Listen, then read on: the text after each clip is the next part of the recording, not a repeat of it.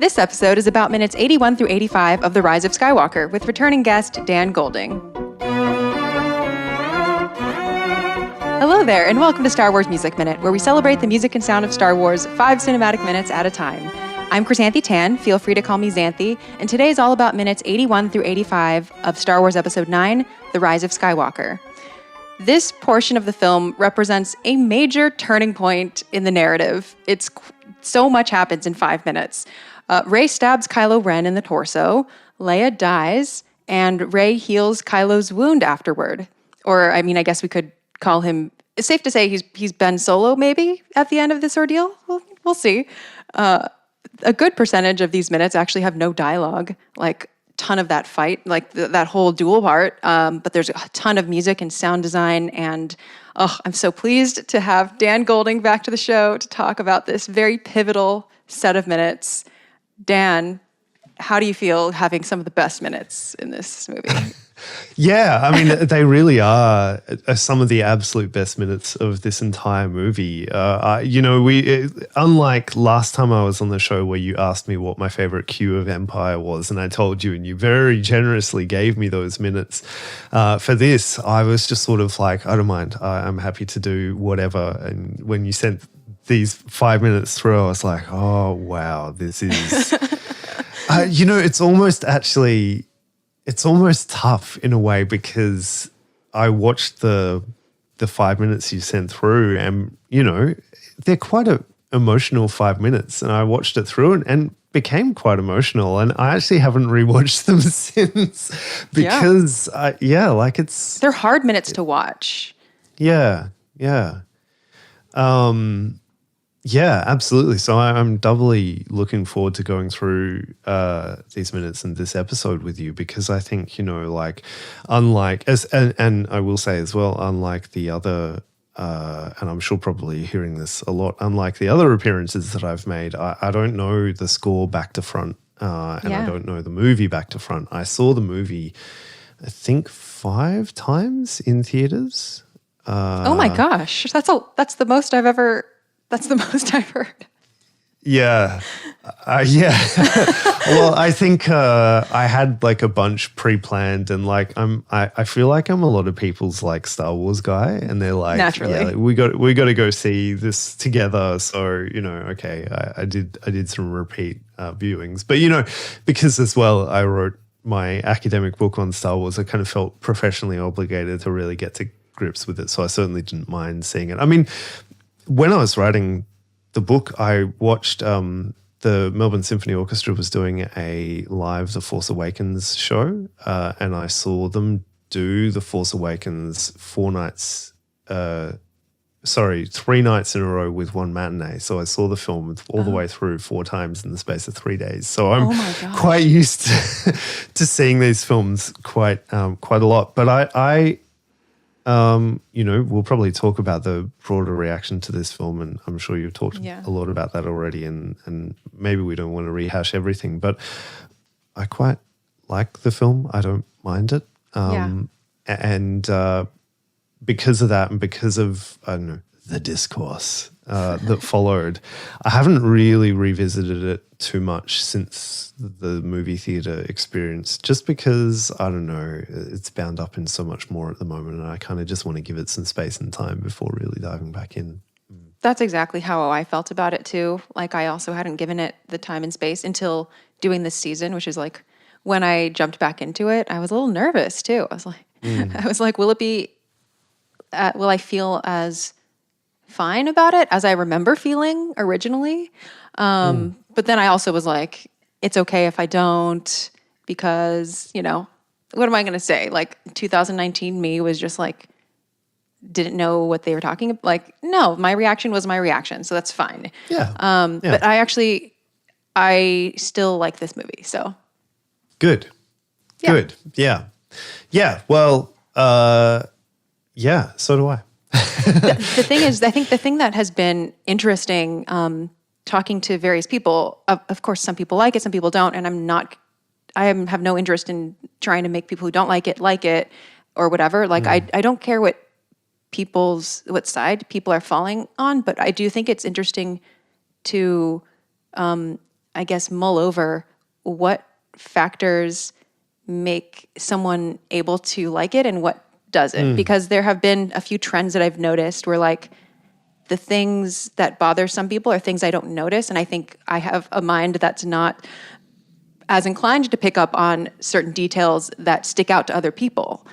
And, you know, I don't know. I just think I attach to certain things more than others, and other people might attach to different things. And so might be a completely different movie where if the score is doing something that it just grates on me, like you can't make me like it because I just noticed something. And other people might be like, oh, I didn't even notice that. So, yeah. No, I completely agree. I think that where this movie is really, really successful is the kind of the aesthetics of Star Wars, you know, like it's a very visually Star Warsy movie. J.J. Abrams, and we can go into more detail about this, but I find the way he shoots his 2 Star Wars films to be incredibly successful and really building on that kind of Spielberg visual style. I think a lot of people poke fun of Abrams and want to kind of say he's a bad filmmaker or whatever. And I think that actually he's genuinely following in the footsteps, particularly of Spielberg, but that generation that came out of Hollywood where there was a return to kind of showing things rather than simply telling in the script. And, we can go into more detail about that. I actually think a really good contrast is the new Indiana Jones movie, which is much more statically shot. And I actually think, controversially, I think this is the kind of opinion that would make the internet go wild. I think that J.J. Abrams would have been the perfect director for the new Indiana Jones movie. And I think related to that, of course, the music is really good and does a lot of really good things across the course of this film. And I think, it has... with the combination of those 2 things, it has the thing to me that is most important about a Star Wars film, which is a sense of breathless excitement, momentum, and pace and fun. I really think that's the most important thing about a Star Wars movie, and this has it in spades. And I think perhaps what you were saying before, Xanthi, about what stands out to other people is obviously where this film is less successful is watertight world building, explanations of why things, are the way they are geopolitically or galactic politically. I'm sure there's a word there. The whole like maps and I get it. Like, yeah. Yeah. Somehow Palpatine returned, etc. Which, by the way, is a perfectly sensible line. How would Poe know how he returned? No, I agree. But it does sum up probably the plot issues with this movie. So I think if that's the kind of Star Wars that you're heavily attuned to, then sure, I don't blame you for having a bad time with Rise of Skywalker, but that's not the kind of Star Wars that I'm attuned to. So I have a good time with the movie. You said that so much more eloquently than I ever could have. The breathless excitement, momentum, pace, that really hits it on the head. And the pacing and all of those things, I don't even disagree with that criticism. I also agree with most of it. I also agree. It just comes down to a matter of in my personal rubric, which one is weighted more. And it's just, that's all it is. Like yeah. Absolutely. Yeah. And the music also is a big part of that. For sure. And I also think that with this movie, I mean, before you were describing that there's a lot of space for the music, and I think that's right. And I actually think that in some ways this movie does that better than The Force Awakens, J.J. Abrams' first attempt. I think that actually there's not too many big moments in The Force Awakens, and I realized this only really when we did the Art of the Score episode on that soundtrack. There's not too many, binary sunset equivalent moments where the score gets to completely take over the emotion. Whereas I think there's quite a few in this. So, maybe Abrams learned a thing or two from that process. Totally. Yeah. we'll get to the specifics in just a second, but like it also occurs to me that I really would like to see what Rian Johnson would have done with a second attempt too, if he would have also gotten better, because I also, perhaps controversially, think that the Rise of Skywalker, the music is done better than The Last Jedi. And I love The Last Jedi. Like as a film, I hate ranking Star Wars, but like I like The Last Jedi better. I think The Last Jedi is a better film than The Rise of Skywalker, but I think musically I don't know. It's hard to say because there's also so many good moments. Like there's good moments in both, but like The Rise of Skywalker is the third in the trilogy, so if it didn't have a big transformational, like if it didn't bring it home, like with the music, it wouldn't have worked. Yeah. Yeah, absolutely. Yeah, look, I don't know. I think there's strengths to all three. I have to say, maybe it's just because it's my favorite film of the bunch. And honestly, probably my third favorite Star Wars film. I return to the Force Awakens soundtrack the most. But yeah, I think there's a lot to like about all three soundtracks. Yeah. And I think the one other thing that I'll say right off the bat about why I like this film is because I guess I think of myself as kind of a Star Wars pragmatist, if that makes sense, like a pragmatic fan. What does that mean? In the sense, well, growing up being a Star Wars fan in the, whatever they call the dark times, the EU world, and then getting the prequels, I think, that was a real experience of adjusting expectations, which, like I think every Star Wars fan goes through, like you cannot be a Star Wars fan without also being probably highly critical of at least some sections of the Star Wars works that are out there. And for me, I think those criticisms have always got to be tempered with what was actually possible, which is why I think The Force Awakens is such a miracle of a film, because the expectations of reviving this dormant franchise without George Lucas, without, with the shadow of the prequels, and the fact that it is so successful on so many fronts, despite all of that, I still think that's kind of a massive filmmaking achievement. But I guess what I'm trying to say here is with Rise of Skywalker, we could have had the Colin Trevorrow version, which I know there's a segment of the internet that wants that. But having seen his other works, I'm so grateful that we didn't get that version, because I without being too direct, I think he's an appalling filmmaker. And the Jurassic World films that he's been involved in have been head and shoulders much worse than anything that's come out of Star Wars, Disney Star Wars. Having read the script as well that leaked onto the internet, I'm not into that world. So I think the fact that J.J. Abrams took over on such a short time frame was obviously making substantial adjustments to this movie right up until the end. The fact that it still kind of works, in my opinion, and is still kind of fun, great. Well done. Star Wars pragmatist. It's so much better than it could have been. Yeah. Yeah. That sums it up. Awesome. Well, let's get into listening to the beginning of minutes 81 through 85. All right. It's going to start with a little bit of a loud stab.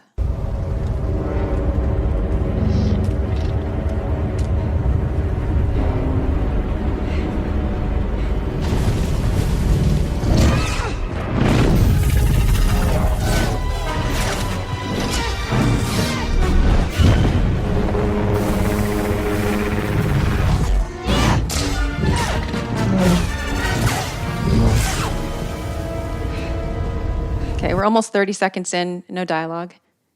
This is just a very highly choreographed. It's a proper lightsaber fight. It's a proper battle scene. Yeah. Yeah, and that shot of Kylo emerging from the waves. I mean, it's such a Oh my God. such a hero moment, right? Totally. Kylo, well, I have so much love for Adam Driver as Kylo. Yeah. Mainly because like Rey was like instantly likable to me.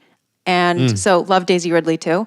Adam Driver as Kylo Ren, like from the moment he appeared in Force Awakens, it took my brain a while to like figure out what to do with him. Like it just took like it took longer to like wrap my head around this character. And and to me that's like it's a good thing because I sided on the side of like, oh, I like what's happening here. But he wasn't instantly like such an archetype, I think. I think he just had like, yeah, I could just tell that he was going to be dark but different, which he was. Yeah. Did you know Adam Driver before The Force Awakens? Yes, actually. I had watched Girls. Same. Oh, really? Okay. Yeah. Yeah. That's all I knew him from. Yeah. And I forgot about that till you just asked me, because now he's Kylo Ren. Right. But now you're right. Yeah. Yeah. With Lena Dunham and co. Yeah, very different world of the screen, I guess. I mean, in some ways, he's kind of a similar character. Kind of so, like.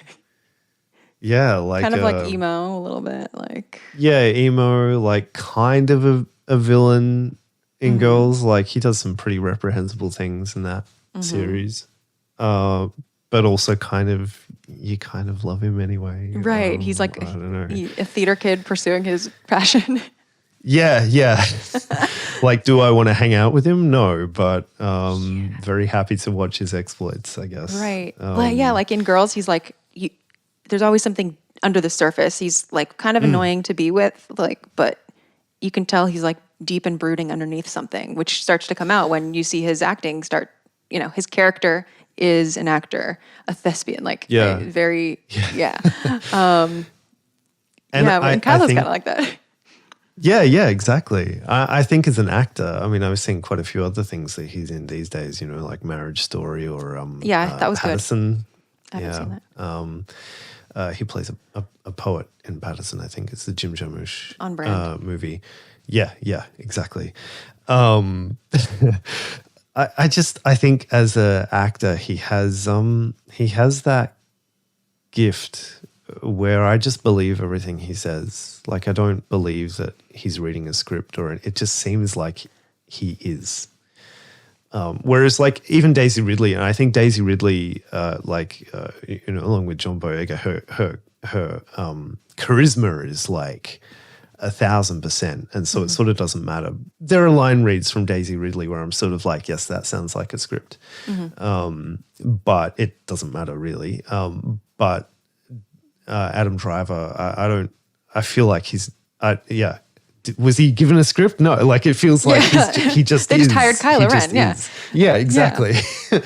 Yeah. And I feel like that in all the roles that I've seen him in, actually. Me too, actually. Yeah, he has a very interesting story. I think he was like in the Air Force, or I don't know, I think he was like in the military or something, and then like didn't act at all, but then like afterward, I think he was like, I want to start acting, and then he got into Juilliard. So yeah. Who among us? Yeah. Yeah. Anyway, so they're battling on the wreckage of the Death Star, and the color palette is very specific. Like it's this blue, but if you've seen the movie, it's like a washed out. It's hard to describe. Under normal circumstances, I would think it's a pretty color, but here it feels like an oppressive blue that is everywhere. Yeah. There's definitely a filter, old fashioned. You'd call it a color timing of the lens of the film. But yeah, like for sure, where it's like a I don't know, like almost an aqua. Yeah. Which reinforces the wetness of the scene, I suppose. But I feel like this is the kind of color of the film. I feel like there's a lot of scenes that have that color. And I think, was that even the kind of poster? I don't know, maybe I'm overthinking it now, but The Last Jedi was very red on its advertising material. Certainly, actually, I've been playing the soundtrack in preparation for this on Spotify, and I see the Star Wars logo on the album cover is blue. So, whereas The Last Jedi is red. Yeah. So yeah. I don't know. I can't remember what color Force Awakens is. Maybe it's just yellow. I think it's probably yellow. Star Wars color palettes is like every time because I make the like backgrounds and just like the new logo for each season, and I just have fun taking like screen grabs from the film, and also just like kind of figuring out the color palettes and just, taking images and extracting the colors. So I end up seeing a lot of different ones. Like the one that's the background for the season is the one that is, it's clearly it's like the colors from, Kylo's on one side, Rey's on the other side. But another one was this seafoam type of thing, which I think is what we're getting here. And we also get it like on Agent Claw, like towards the beginning of, like we really get it in the Resistance encampment as well. It's another thing that really stands out, as well as this like mossy kind of green type of thing. But yeah, definitely more in the blue and green and purple in this film than the yellows and reds. Okay, so what we're listening to, or what we have just listened to, I guess I could keep playing a tiny bit.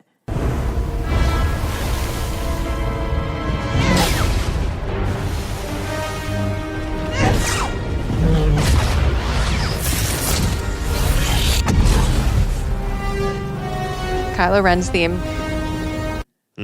What sticks out to you just in what we've heard, which is a lot of action music, lots of fighting music? Yeah, I mean, I guess I'm interested in how this fight is probably the only one that we've seen where they're just so evenly matched that they basically get fatigued before they can resolve the battle. And the music is kind of doing that as well. Like we get the kind of action music you would expect, but it's getting heavier and slower, I think. I mean, I think post-Jurassic Park, John Williams action music, we might have even talked about this before, it just becomes its own vocabulary, like it's, nobody else does John Williams action music like John Williams post-Jurassic Park. I would go as far as to put that as the kind of turning point. Interesting. Simply because recently it's been the 30th anniversary of Jurassic Park, and I've been exploring that soundtrack in some of my other work because of that 30th. Wait, what year did Jurassic Park come out? 1993. Okay. So this would have included the prequels, but not the OT. Yep. Okay. That's fascinating. So I reckon, like, if you listen to like the forest battle from Return of the Jedi, even as being the last kind of Star Wars action music, I mean, it's very thematic, and he's kind of working through those kind of much more classical Star Wars gestures, the trumpet peals, timpani percussion here and there, but it's kind of like it's agitated, but it's you can follow it, I think, as a listener. Whereas, like, I mean, by the time you get to like Attack of the Clones, right? Like, it's so hectic that I feel like only he really understands, how we got there. It's kind of, it works. It's very effective in the film, but like the kind of speed and not just the speed, but the density of what's going on in terms of these woodwind runs and flourishes and kind of these like really off kilter rhythms. Like I don't even know how to describe them. Yeah, no, but the they're kind of, off-kilter rhythms are definitely a thing. yeah. Do you feel like they're more choreographed? Like, do you feel like the music is more choreographed to the fights now? No, see, I almost feel like it's the reverse, actually. Like, I feel like the music is more actively commentating on what's happening in Return of the Jedi. Like, you know, you'll have in the Death Star 2 battle, you'll have a spaceship fly by the screen and the trumpets will go, you know, Right. that kind of thing. Whereas this, it's just pulse quickening from start to finish, you know, like for a lot of those scenes. Like, you know, Jango Fett versus Obi-Wan, for example, on Camino, is just it's so complicated. I can't even really begin to think how it would. And, you know, maybe this is also a product of editing as well, and the changes in production flow is that by the time John Williams is composing that kind of music in the 2000s, you know, these films are being edited and re-edited right up until release. Certainly in the case of Rise of Skywalker, you know, how could he possibly have written music that really comments on the frame to frame action, because it's So maybe this pointed chaotic thing is like a new. It's an adaptive technique to still make it work without being able to directly comment on the screen as much. Yeah, maybe. And certainly, I mean, this is why Hans Zimmer is a product of that moment in time as well, because he composes, you know, like in predictable, repetitive chunks of music, right? Not repetitive in a pejorative sense, but literally, like his like music is repetitious. Yeah, loops, absolutely, and that's great for an editor, because, you know, if you decide to cut a reaction shot, you just cut out a bar or whatever of the loop, and it still kind of works. It's not tied to the action on the screen. So yeah, maybe that's John Williams' way of coping with it. But I did nonetheless, I pointed to Jurassic Park in 93, and, you know, films were not being edited digitally really at that point yet. So maybe John Williams' stylistic shift predates that, and maybe it just happened to be advantageous. I'm really fascinated by this now. I'm going to ask Frank Lehman about it. Yeah, Frank would be the one to know. Yeah. Yeah, very interesting. How would this compare to the Last Jedi throne room duel, which is like also a very choreographed sounding, or it's a very choreographed battle, and maybe it's not as burned into your memory, but no, I mean, there are certainly hits, as there are with this fight sequence. You know, I just said before that I feel like the music at this point is illustrating the slowing down of the fight. But certainly in the Last Jedi as well, you know, like I'm sure there's a almost like comical bah when Kylo Ren ends the fight with stabbing the dude through the eye. right. Like it's not like you know, here's the action track, will just fade up on the riser and then fade down at the end of it. Like it. So there are hits. Yes, I agree. Yeah. But I don't know. It just I feel like, you know, regardless of what is happening behind the scenes, it's just, you know, John Williams's language of action music is just, you know, it's become its own thing, I think, by this point. And the same with the Harry Potter scores that he did as well. Yeah. And like Minority Report, like I think, gosh, if you got some of those action cues and played them side by side and, you know, faded them, crossfaded and blindfolded me, I don't know if I'd be able to tell you the difference between a few of them. Yeah, like except for War, like War when of the themes Worlds come as in. well. Yeah, exactly. Yeah. Do you know anyone like I know your Art of the Score co-host conducts and Nick conducts Buck. Star Wars. Yeah, Nick Buck conducts Star Wars Mm. stuff. Has he done Rise of Skywalker? And if so, have you looked at the score and seen what like where the No, punches and stuff are? I certainly haven't looked at the score, the physical score. I think Nick might have conducted the premiere. He's certainly done Last Jedi and he's done Force Awakens a million times. I think probably there's a less enthusiastic embrace of Right. Rise of Skywalker among orchestras, simply partly because of the reception, but also partly because all of those film concerts would have happened post-COVID. So, you want to do the surefire, sell out hits, crowd. for sure. Yeah. But I think he has done Rise of Skywalker, but I haven't seen the score. Yeah. Not that that's how I see these scores. I should add. Not wanting to get Nick into trouble. That's funny.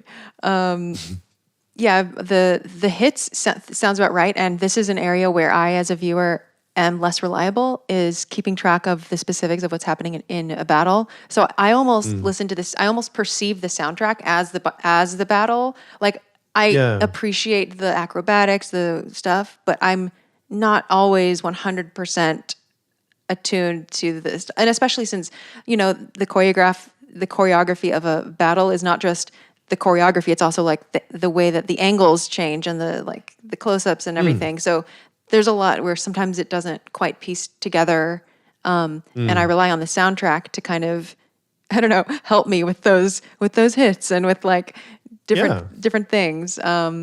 Yeah. No, for sure. I actually had a PhD candidate who's submitted and completed now. Dr. Thomas Stockdale, who was a former fight or worked in the fight choreography business, and he wrote his PhD on how fight choreography can be theorized as narrative or using the same structures as narrative, which kind of seems obvious. Like it's one of those things that you're sort of like, oh yeah, like of course a fight tells a story. How does it tell a story? Is the next question. But it's I suppose it's film theory and academic theory's preponderance for the overtly narrative aspects of cinema means that not actually really many academic film theorists have really looked at that before. So it was a really great thesis and taught me to pay closer attention to, things like, okay, what's this stance trying to convey to the audience? What's this move doing, That is interesting. That is interesting.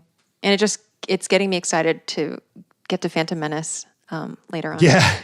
That will be a very different thing to talk about. Anyway, okay. So where we are picking up is, we're getting Kylo Ren's aggressive theme.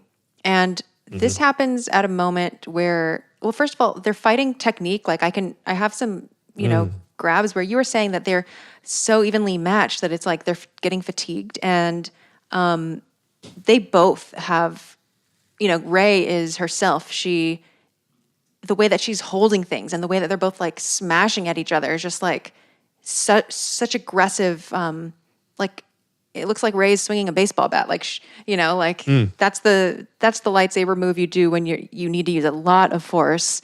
She has both hands on there. They're literally, it looks like they're trying to club each other or something. Like it's quite, it's effortful. And then Rey's looking at her hand when we hear this.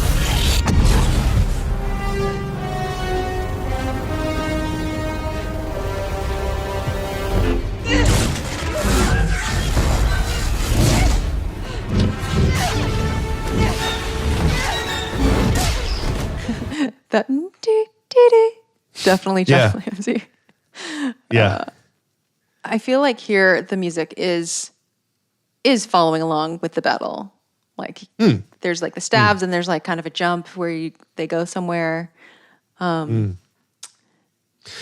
and that the piccolo that you just highlighted, it's like a desperation little gesture, right? It's kind of not flowing battle. That's like a sharp interjection. Yeah. And I will say that what we're hearing now is on the soundtrack, which a lot of the music in this film is not on the soundtrack. You know, you can only hear it on the For Your Consideration, which, put together after the fact. But this is on the track called The Final Saber Duel. Obviously, is it could you say it's the final? Well, whatever, it doesn't matter. But so this probably isn't just inserted. This probably has been there since, an earlier cut. So that is just something, to think about. It's a good thing, I think. Yeah, more music actually composed for the scenes that's played in. Yeah, great. And then Ren knocks Rey to the ground here. You can hear his lightsaber.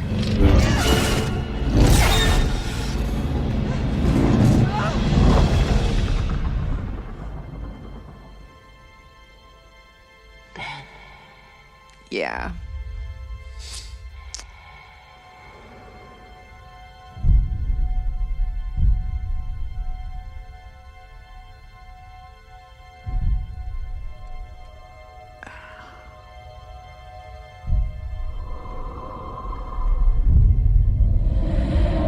I didn't realize how drawn out that was, actually. That was long. It is. Yeah.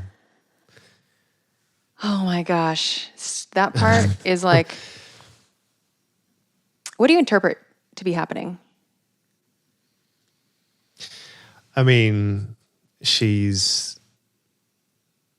is using her, last remaining energy, I suppose, in the same way as Luke did to contact someone. She's not teleporting an image of herself like Luke did, but she's contacting someone on the other side of the galaxy to, I don't know, you could argue that she's sending some kind of light force power reminder or something, but I don't know. I think maybe she's just like, I don't know, saying, hey, like, my son, hello. You don't have to be the person that you are currently being. Yeah. I get the sense that she wants Rey and Ren to not fight. Yeah. She cares about them both and kind of wants to interrupt them and be like, I'm over here. I'm over here. Yeah.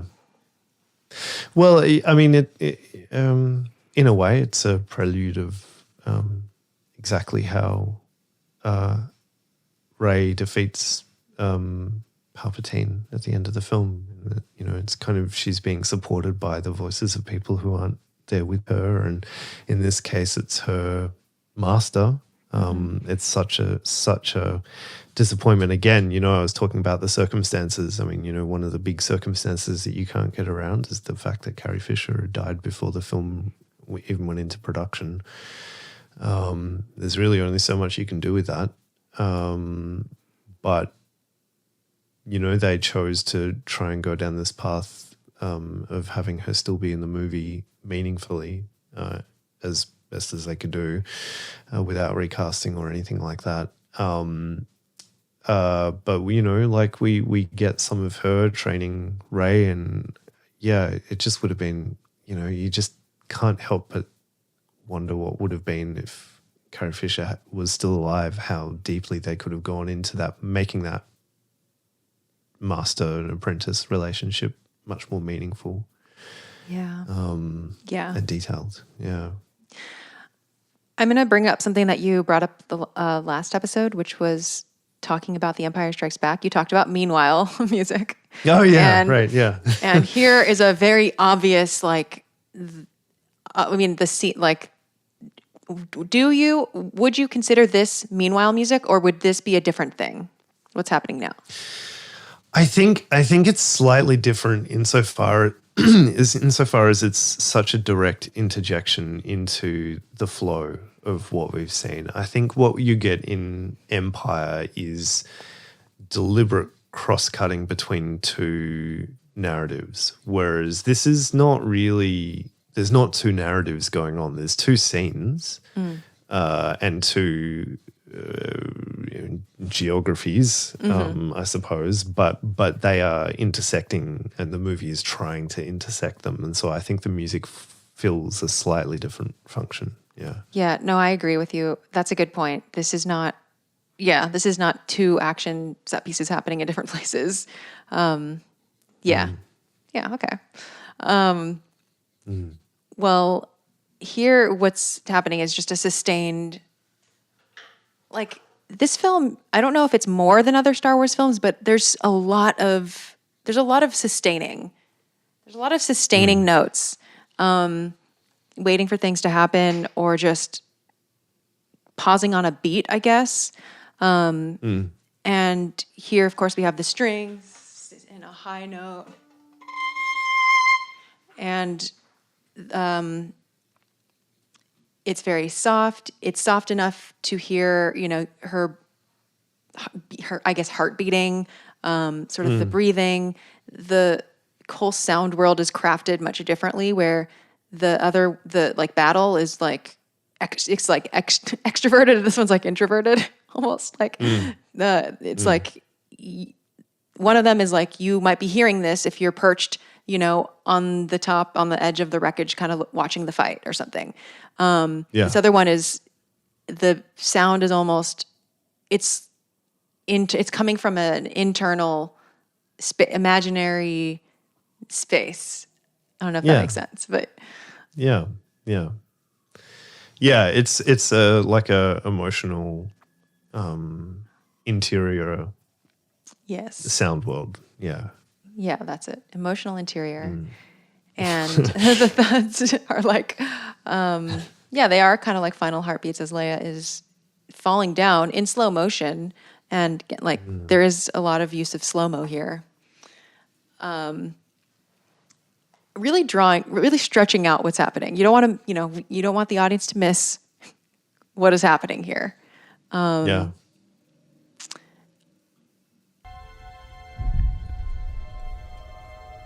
There's vocals.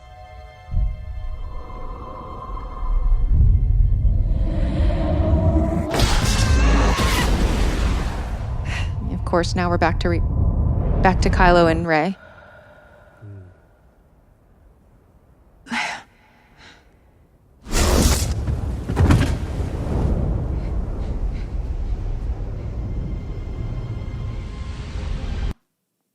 In that time, Kylo has been stabbed.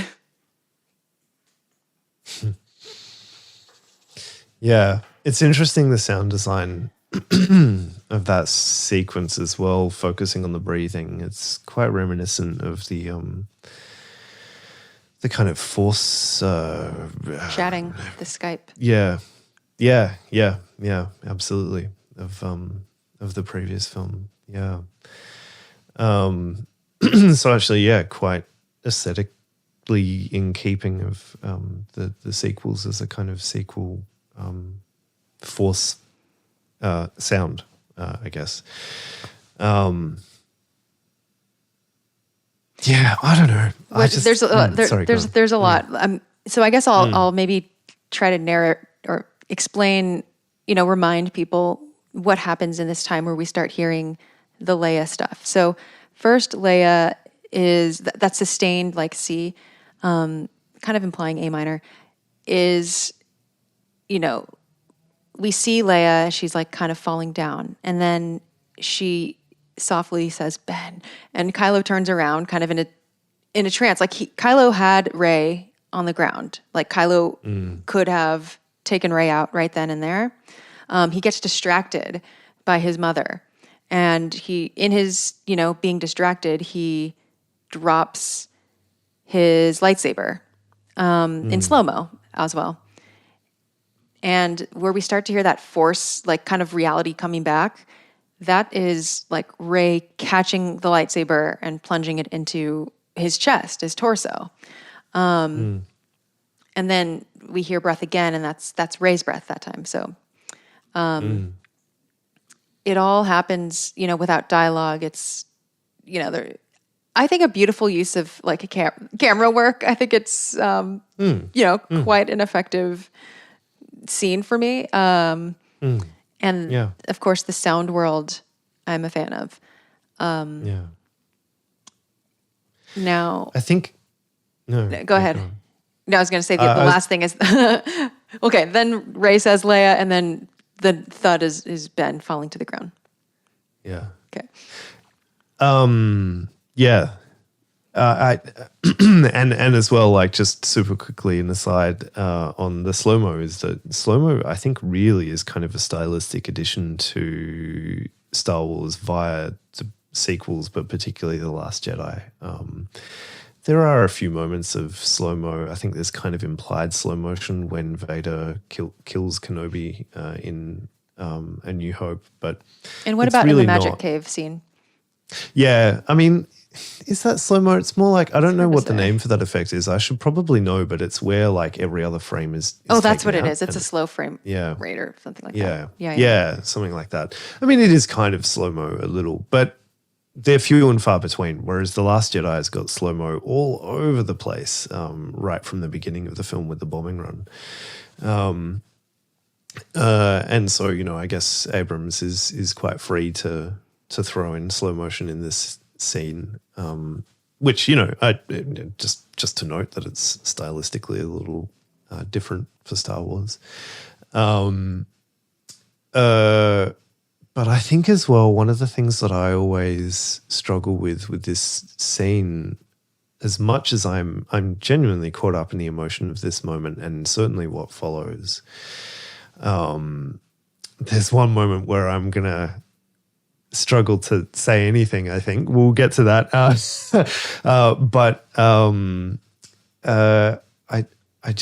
feel like I'm looking to see how they've done Carrie Fisher. Like it's a body double, I think I'm too aware that can't be Carrie Fisher. Yeah. In this on-screen death. Yeah. And I think that always just takes me out of the moment by 10%. And it's just going back to what I was saying before, like what else could they have done? I mean, short of starting the movie, which is another way that I genuinely think that they could have done it, with the opening prologue is Princess Leia has died between movies, General Leia has died, and beginning with her funeral, which I think would have been one way to do it. And, but short of doing that, there's probably got to be some kind of on-screen death, and I guess this is the way they chose to do it, and I think it's done pretty well, but I still am sitting there in the audience watching this going, who are we looking at? It never occurred or it wasn't until like preparing for this episode and kind of zooming in on who this is that I realized, okay, like the profile of the person that they used to double is not Carrie Fisher, obviously. If anything, it kind of, it looks like young Carrie Fisher, or something. But I think watching the film the first time, I was just like, oh, I know there's some footage, so I don't know, exactly which one is which. Everything was kind of hazy. But certainly in rewatching, now I'm more aware of those things. But yeah, again, it is what it is. It is what it is. Yeah. Yeah.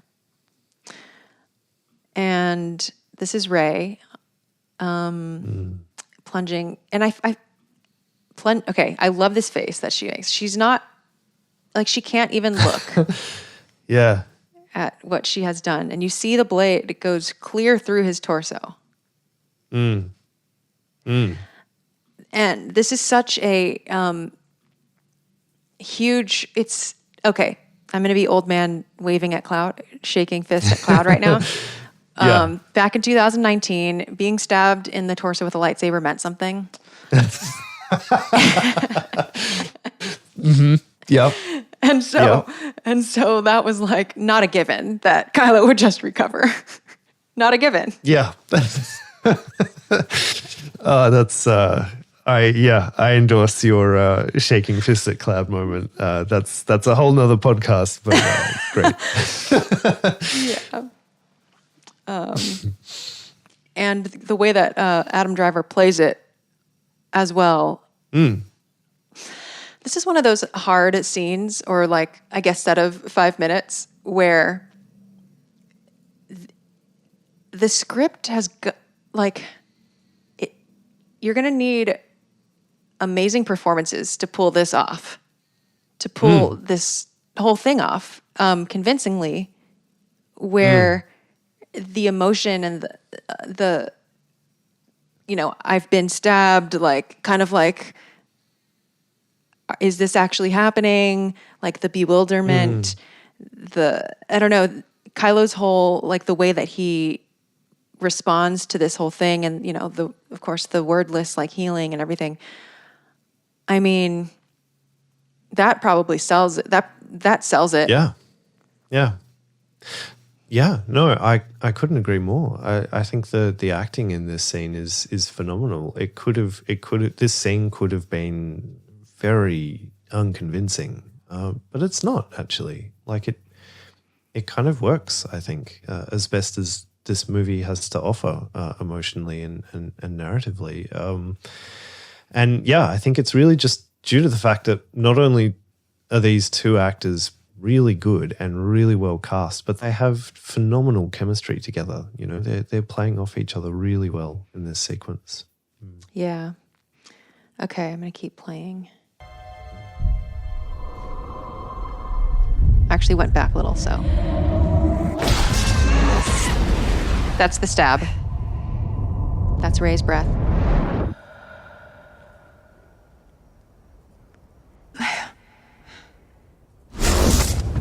That's Kylo falling to the ground. And this is Rey looking at what she has done.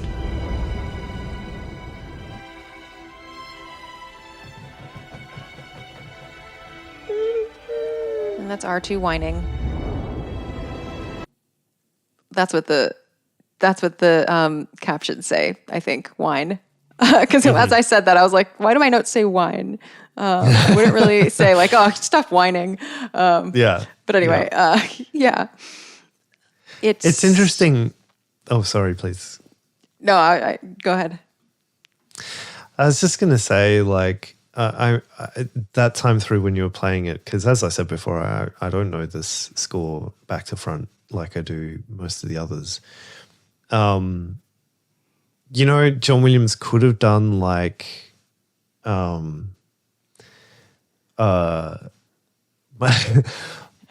wife is well, not as into film music as I am. She's not into it, but spending a lot of time around me probably means she hears a lot more of it than she would have normally as a normal person. And sometimes when there's like the sad version of the hero's theme, she'll jokingly say, like, the bummer remix, like. That's good. And like, the bummer remix. Yeah, so like there's no like bummer remix of like Rey or Kylo's theme here, like, or even Leia, right? Like it's not melodic, but it's more reminiscent, I would say, broadly of all of those themes, rather than specifically thematic. It goes back to, what we were saying, I think it was in the Solo episode where we were talking about, does the Millennium Falcon need a theme? Right. And that idea that actually not everything needs a theme, but also the Star Wars scores, as much as they work on an older system of leitmotif, should not be bound by assembling this puzzle of this theme plays here, this theme plays there. Like, I think this music is entirely appropriate. And I think probably like that time I had my ear out for, is there a leitmotif being thrown in here? I don't think there is. Yeah, me neither. And I think that's good. Me too. Yeah, no, I've said a similar thing on many episodes this season already. I completely agree.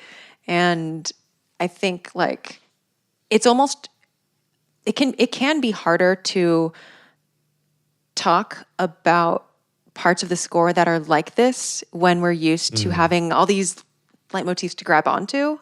But it is probably percentage-wise, probably the score is more of this than more of that.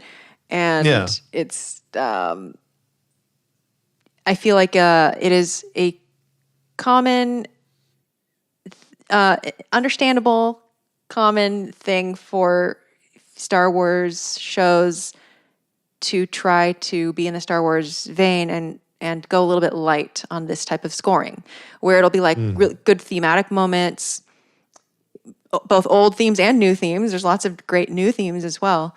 But then the kind of moments where it's not going to be a theme. It's just, you're just scoring a good scene. That's it. You're just scoring a scene and you're not going to be able to, you're not trying to reuse themes. Sometimes I feel like that can be a little bit lazy sounding to me. Yeah. But. Yeah. Well, maybe this is the moment where John Williams could have reversed or atoned for the perplexing, but I think entirely appropriate use of Princess Leia's theme for Ben's death, like in A New Hope. Ben Kenobi's death. Yeah, exactly, right? A lot of people over the years have wondered why that plays, but... You had that scene too. Yeah, that's right. Oh, sorry.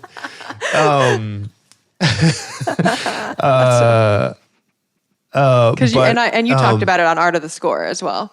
Yeah, that's right. Yeah, I don't know. Actually, did I? Because I had the swashbucklers in A New Hope. Maybe we just had an extended ramble. I'm pretty sure it's either in this. Oh, it might be just like one episode. We probably just ended up talking about it anyway. Yeah, I think so. I think, yeah. Knowing us, we probably just talked about it anyway. But maybe now was the moment for the tragic. Oh, it's a death theme. That's what it is.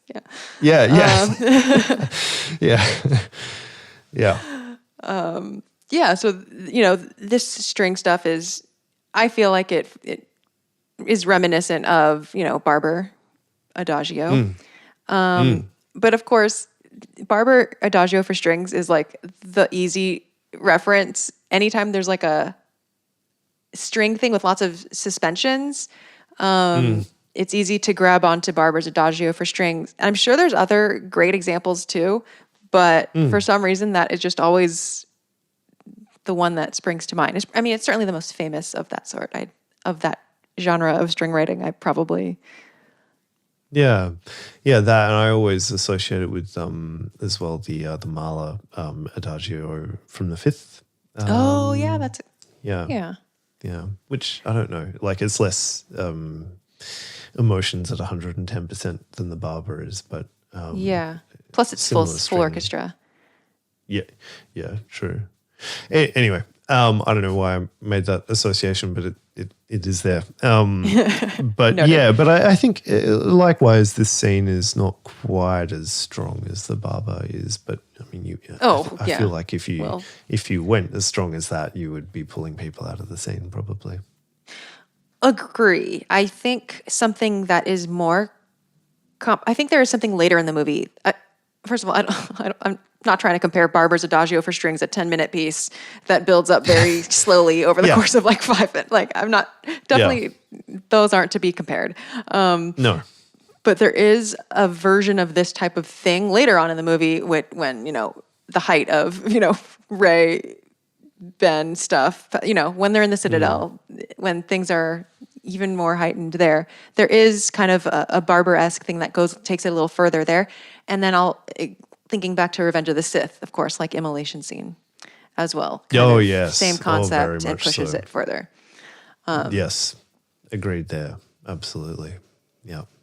But here, the tragedy isn't as... the tragedy is big, but I think the score doesn't want us to linger there too long. And, of course, right after this, Rey reverses course. She goes into something else.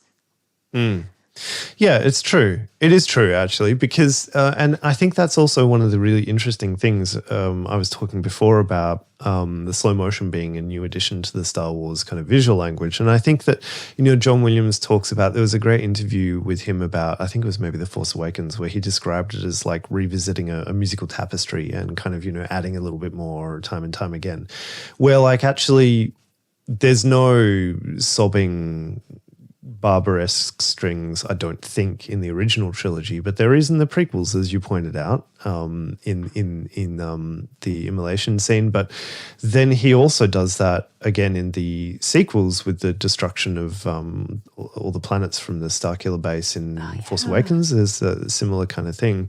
And so it's kind of interesting to think about, this is actually quite a Star Wars musical idea now, but it doesn't link to the originals, just to the prequels. Yeah. Ooh, yeah. There should be more of those observations. Thank you for that one. Yeah. Things that link back to the prequels. That is a category of things I want to keep track of. Because oh yeah, you got the scene. I don't know. I can't even remember chronologically where it happens in the movie, but when Poe is chatting with what's her name from the Americans and Felicity. Phasma? No. I haven't seen either of those. Oh, sorry. Zori Bliss. Yeah. And they're overlooking the planet, and it's like that And the cue explosions basically. are going off. No, I can't even remember what cue no, yeah, but it's like a moment of reflection for them. It's like a cue from the prequels. I think it's basically just dropped in. I can't even remember. It's not literally dropped in, but it might as well be. Like it's slightly rewritten. Interesting. Anyway, you'll notice it. I wonder if I'm it's sure you will. Is it Padme's ruminations? Yeah, or like talk of pod racing, or like one of those. Okay. No, it's not. It's not as dramatic as Padme's ruminations. It's like, I'm pretty sure it's episode 1. Okay. Anyway, you'll find it when cool. you'll hear it. You'll know what I'm talking about when you get to that scene. Great. Yeah. Okay. Let's view this wound really quick. Okay. It's a clear. That's the before. And so we'll hear what the barber type music turns into.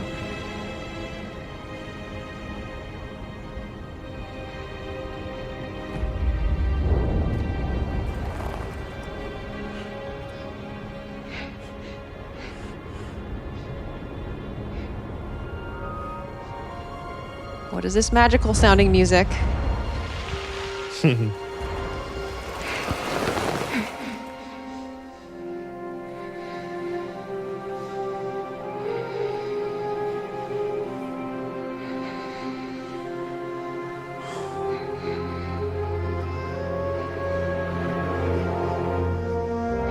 So Rey has healed Ben.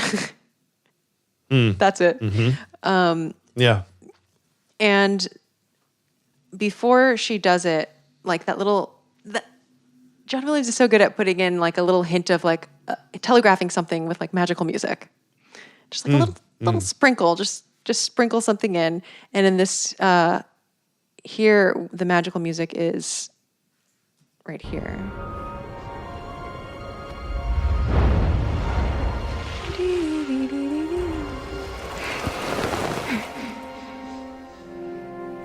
Just something high pitched. It like breaks the. I don't want to say it, not that what came before was monotonous or something, but it breaks the previous. It breaks the solemnity. It kind of, I don't know, seems to perhaps correspond with Rey's the light inside of her at work or something. Like, I don't know, something happening. She puts her hand directly on on Ren's wound. And of course, you've already seen her do something like this with the serpent at the beginning on Pisana. And now she's about to do it again, I guess. I mean, in the theater, I was very happy about this part. Yeah. But Yeah. I think like I've seen people complaining about this whole new force power being introduced in the ninth movie. I just think that is the most ridiculous complaint that I do not agree with, because like pretty much every Star Wars movie has introduced new force powers. Like I know that this seems strange to say. I've had a few people flat out not believe me, but I think that you don't see a lightsaber deflect a blaster bolt until Return of the Jedi. Yeah, which seems unbelievable, right? Because it's just a Star Wars thing. But no, when Luke is training with the drone in the Millennium Falcon in A New Hope, he doesn't deflect the blaster bolts; they kind of get absorbed into the lightsaber.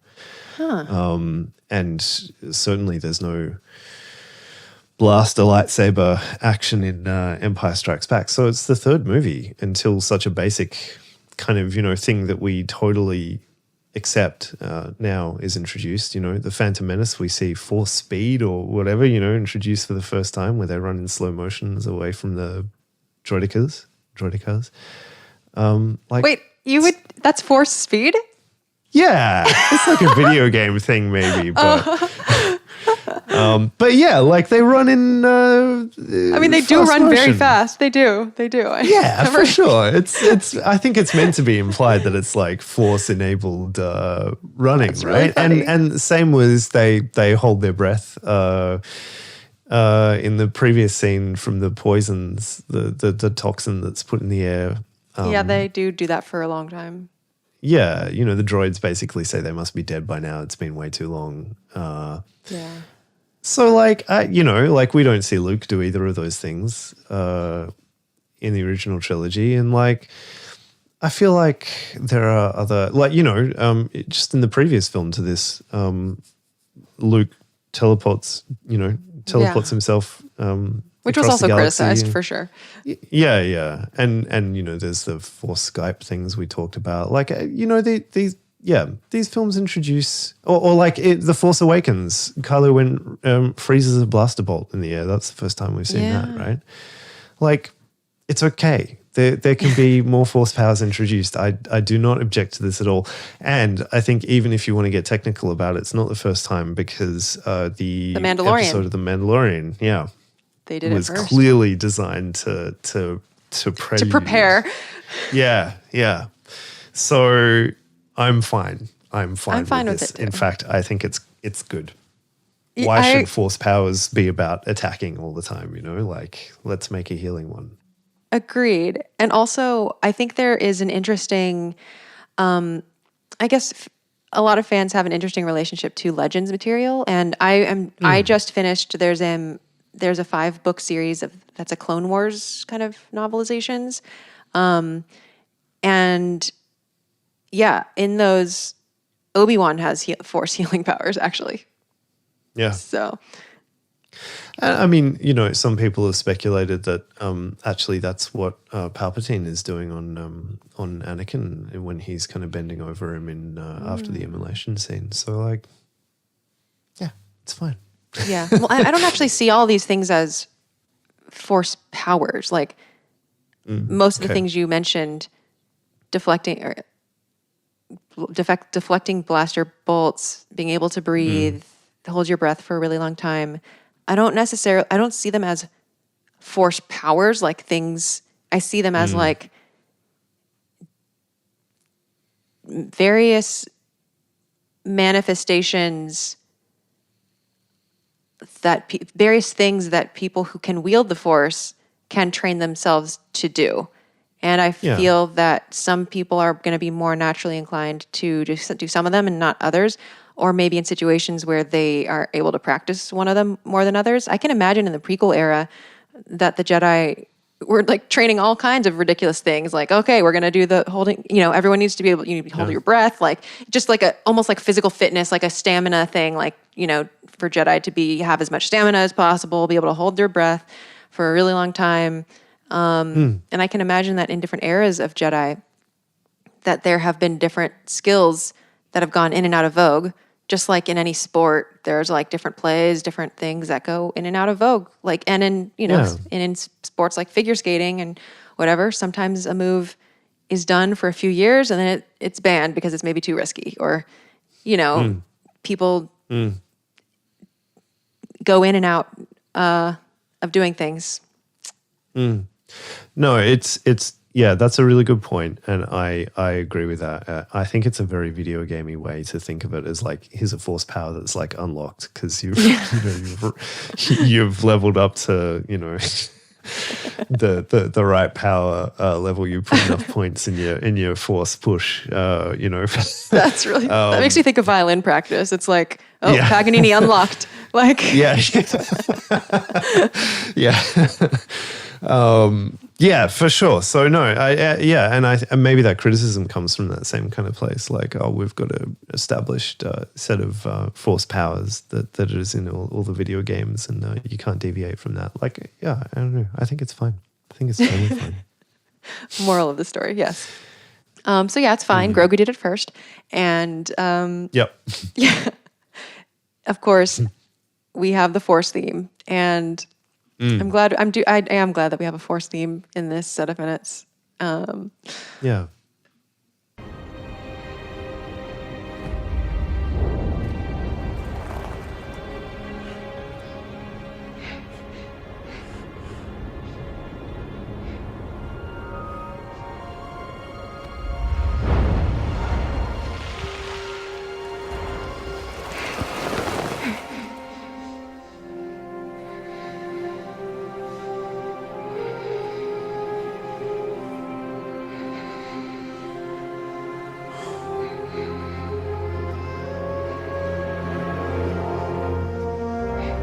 So we kind of exit out of the Force theme, you know, the full sentimental Force theme is a little bit cut off. And I've noticed that happens in a couple places in these minutes.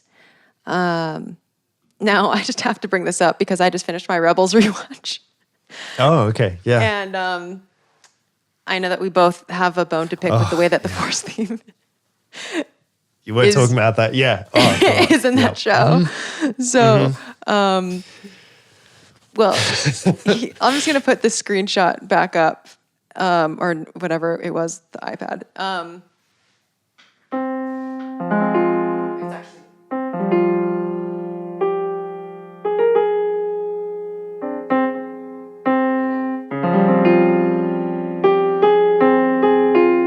Okay, normally it goes here. Here it goes. That's fine. You still have that. You still have this triplet. Yeah. Please, when doing the Force theme, please do that. Please play those notes. So for those of you who weren't present when Xanthi were at lunch a little while ago and complained endlessly about this, for some reason in Rebels particularly, but also in the many Star Wars video games, I think actually sometimes it happens, composers get that triplet wrong. I don't know what is happening, because John Williams never does it the way that these people do. It's almost like they kind of like misremembered collectively. And it's horrible. It's not actually the triplet. It's the eighth note before it. Yeah, that's right. Yeah. So they go.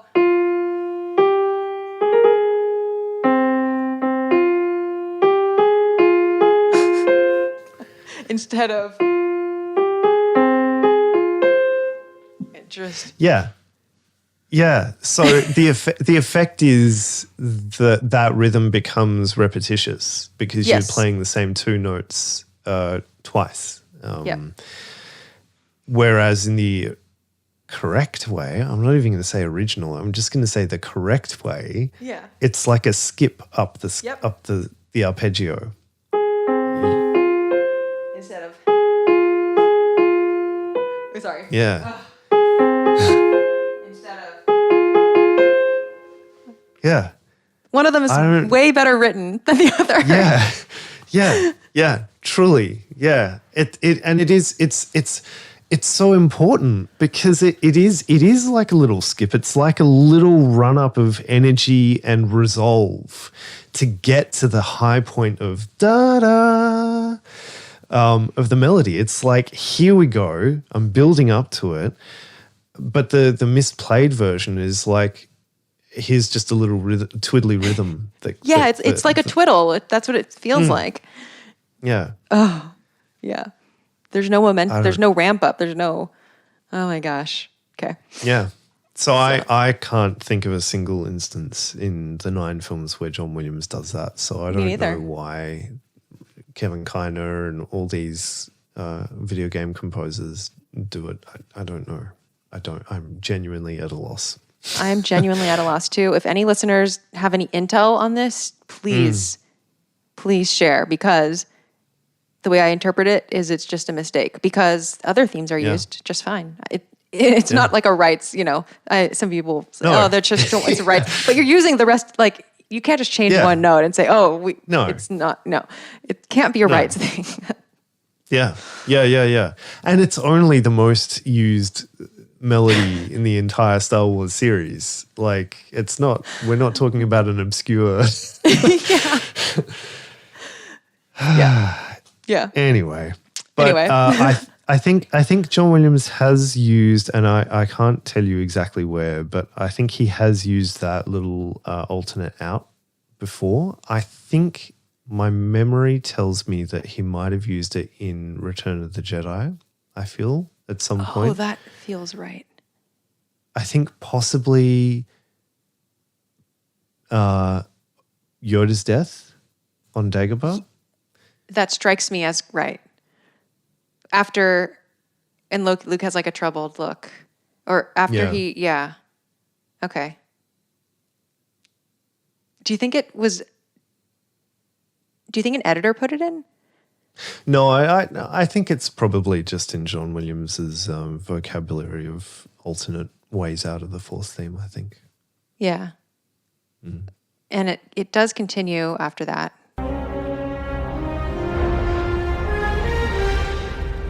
Do. Which also feels very much in John Williams's vocabulary. Yeah.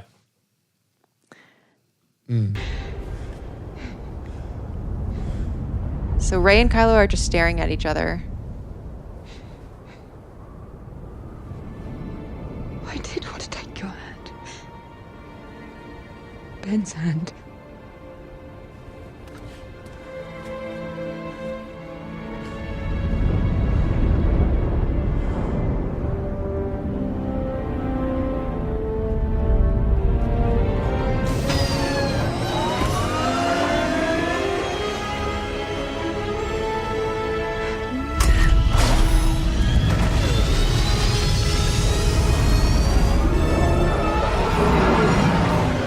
Oh my gosh, so much of that is very on brand for it, like it perfectly fits, but it's also not like leitmotif. It's hard. I actually tried to transcribe this, and then I was like, oh, what meter, what tempo? Like it's so flexible that it was like just hard to transcribe.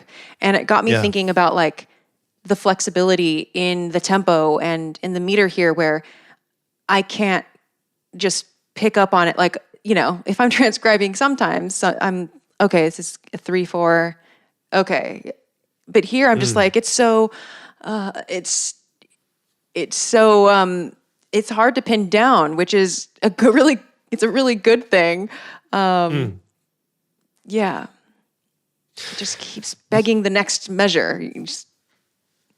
Yeah, absolutely. I think that is kind of a hallmark of the sequel trilogy in particular, is that John Williams, I think by this point, has been writing Star Wars music and writing Star Wars music in particular for so long that he can it almost feels kind of like he's extemporizing, like he's just kind of, he's in the mode, he's in the zone, he's feeling the vibe.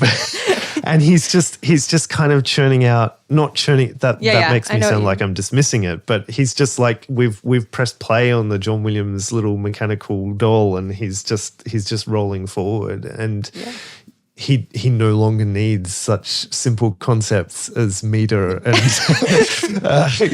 key signature. Like he's just doing it.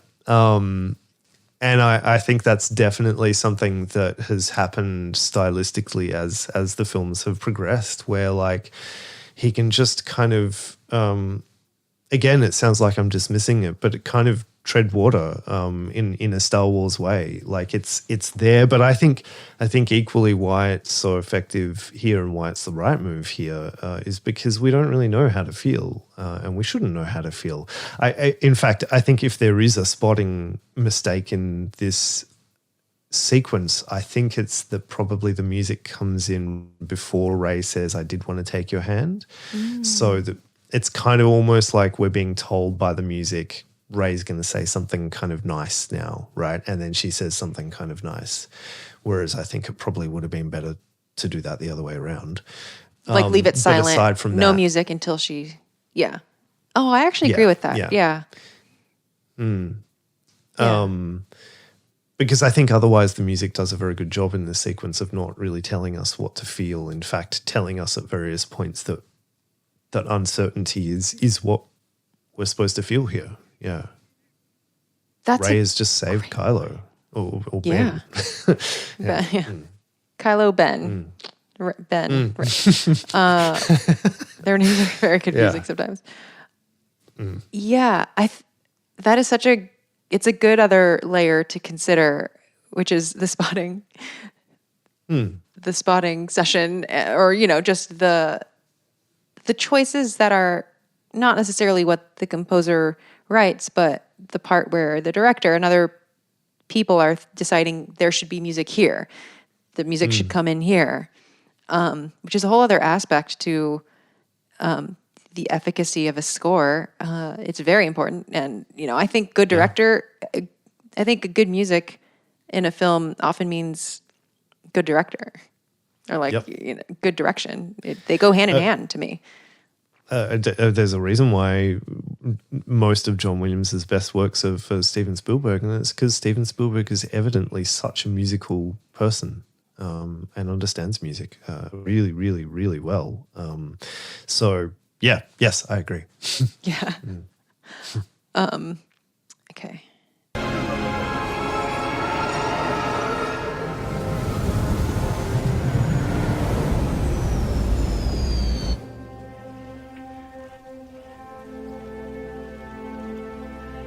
Goodbye, dear princess. Such a slow Leia theme.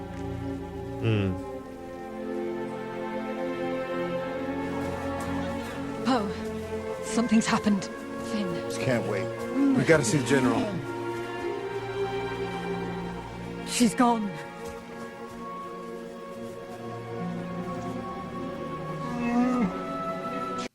Thoughts about this?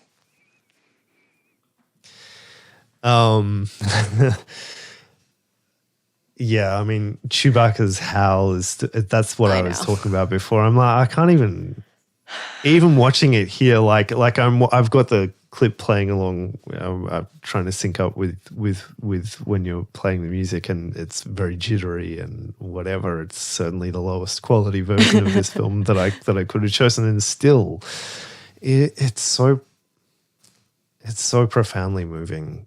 Chewbacca, like, like at this point in the series, like, the audience has kind of suffered loss after loss of their main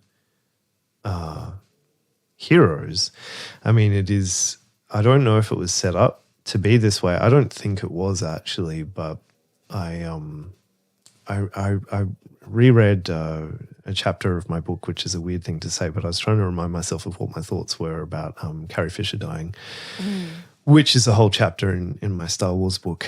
And I was reminded that, I was kind of guessing, like, is each of these sequel trilogy movies going to be a procession of one main character dying per movie. And that's how it ended up, I guess, having to be. Maybe had Carrie Fisher lived, they wouldn't have killed off Leia. I don't know. My guess is they probably would have let her live, because it's horrible to watch the sequel trilogy and just watch Han die and then Luke die and then Leia die. Yeah. Like, it's really it's horrible. It is horrible. And I understand why dramatically each of those, and by necessity, each of those kind of worked out the way that they did. But the net effect is really sad, really sad, and it's kind of almost expressed in Chewbacca's cry of despair in this sequence, where it's like, you're like, oh yeah, okay, this happened because of the narrative, and maybe in the theater you're kind of going, oh well, we know Carrie Fisher died, so I guess this is how they're dealing with it. You're kind of thinking it through on that kind of behind the scenes level. But then it's like, man, Chewbacca has just seen basically the people that he loved die over the course of, I don't know how long this is supposed to be, but not long, right? In succession. Yeah. And like, that's a really bad time for him. Really, it was horrible. Also, when Han died. If I just keep playing 2 more seconds, we'll hear that part.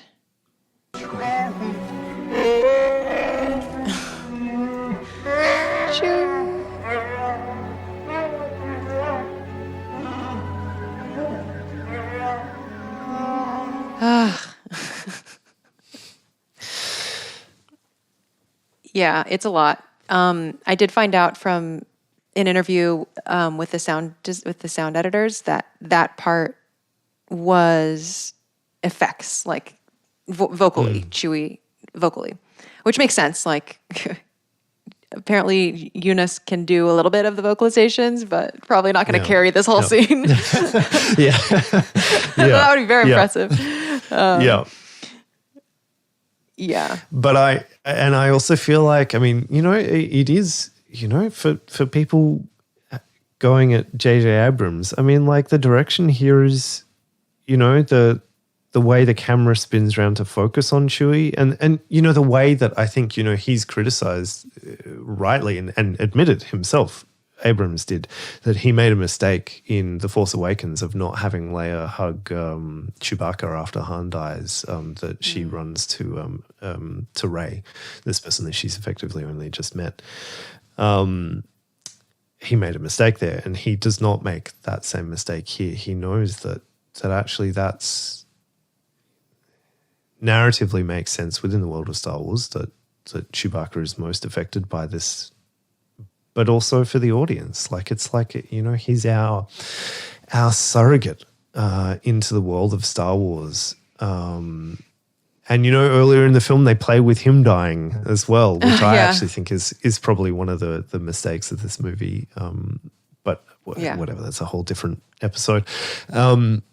But I think as well, not just the way that this is shot with the camera spinning around and then that cut to the really super wide shot of him being consoled, but you can even see, I think, in Joe Boyega's performance, like, he immediately knows to go to Chewbacca and kind of, read his reaction and kind of know that this is a devastating blow for him. It's kind of, it's really, really effectively played, I think, this whole sequence. And, I was going to say before, like, with the cut to Finn seeing Daisy Ridley fly away in Kylo Ren's ship, like, it is, the other thing that I think is a major misstep, that if I could go back in time and change this movie, I would obviously give Finn a much more significant role, and I would give Rose a much more significant role. I think those are two very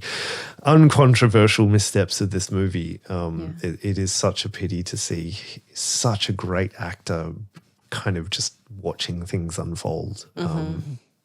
But even then, the way, I think his very minor role in this scene, and Poe too, to some extent, actually helps sell the emotion.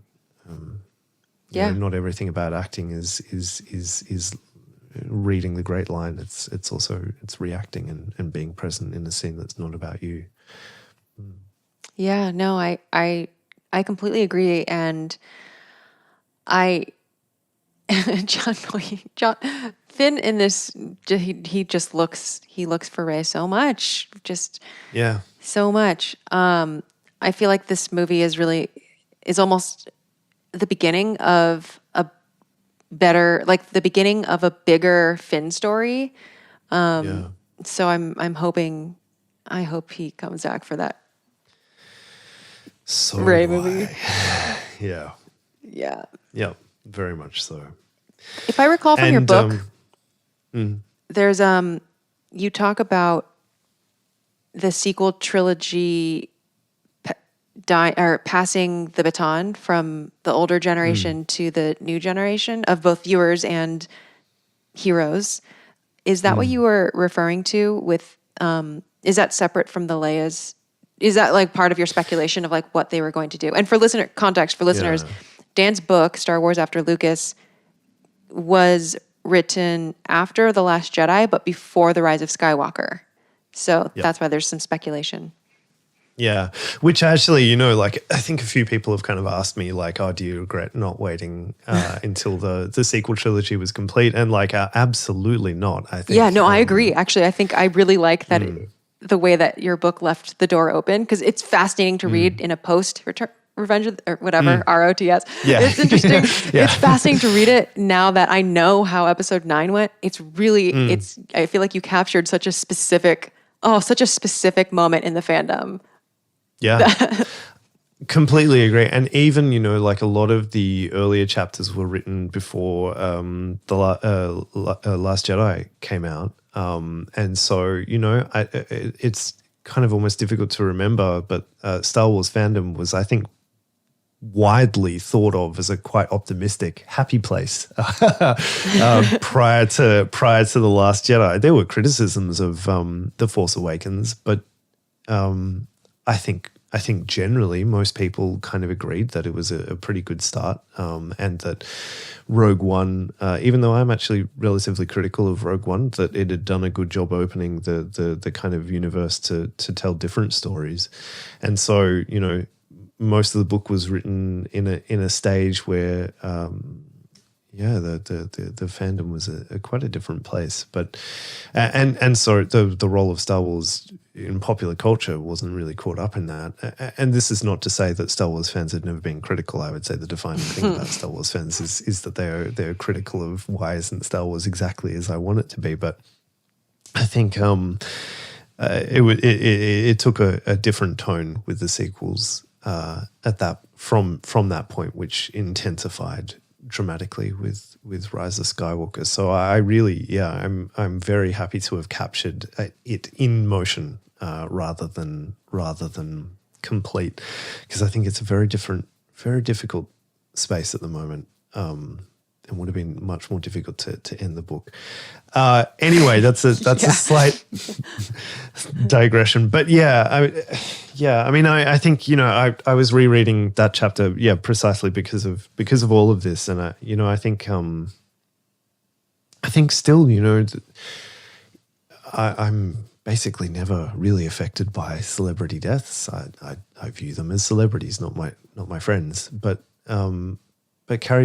Carrie Fisher's death still, I think, quite moved me. And this scene and the end credits in The Last Jedi where she's acknowledged, and even the de-aged cameo in Rogue One. There are all these kind of I don't want to get too poetic, but like spectral appearances of Carrie Fisher / Princess Leia, and so much of her life, all of her her life in the public eye almost was defined by her relationship with this character. In the book, I talk about how Billie Lourd, her daughter, memorialized Carrie Fisher at Celebration that year by coming out on stage and sort of, making a general speech and then saying, but, there's a few things that every mother should teach a child, and then starts saying, I can't even remember it now, but starts quoting the "Help Me Obi-Wan Kenobi" speech in full. Years ago, you helped my father in the Clone Wars, and the audience bursts into recognition that she's reciting the whole thing as a kind of tribute to Carrie Fisher.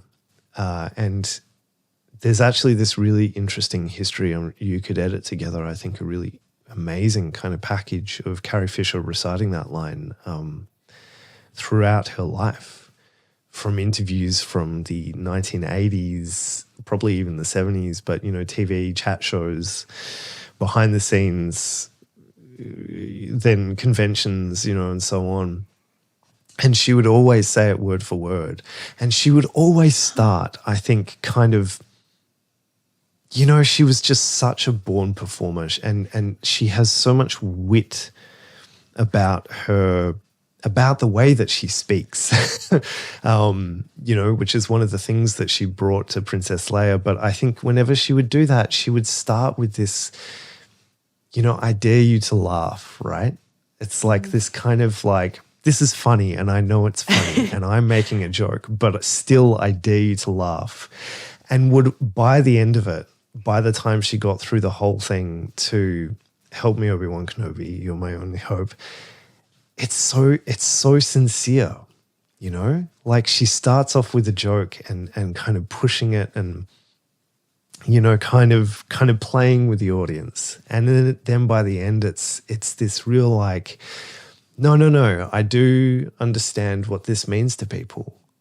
And I think she always did, even though she joked and, I think in many ways suffered tremendously from making these movies and their relationship with her life. You only have to read one of her several memoirs to realize that she suffered, I think. But she always knew what it meant. I think in a way that Mark Hamill certainly does, in a way that Harrison Ford really struggles with, I think. And, it's just a way for her to, like these appearances in those in the movies that I listed before, it's kind of a weird way for her to continue to live that she knew was going to happen. Like that, she passed down almost that speech to her child, and she talks about in one of her memoirs going to fan conventions and hearing stories from fans about how they'd thought so long and hard about how to pass Star Wars down to their children. Which film do I show first? And sort of saying that it's a ritual. It's it's something that people really, she's being witty about it and joking and kind of pointing out how silly it all is, but at the same time going, but actually this does mean something to people.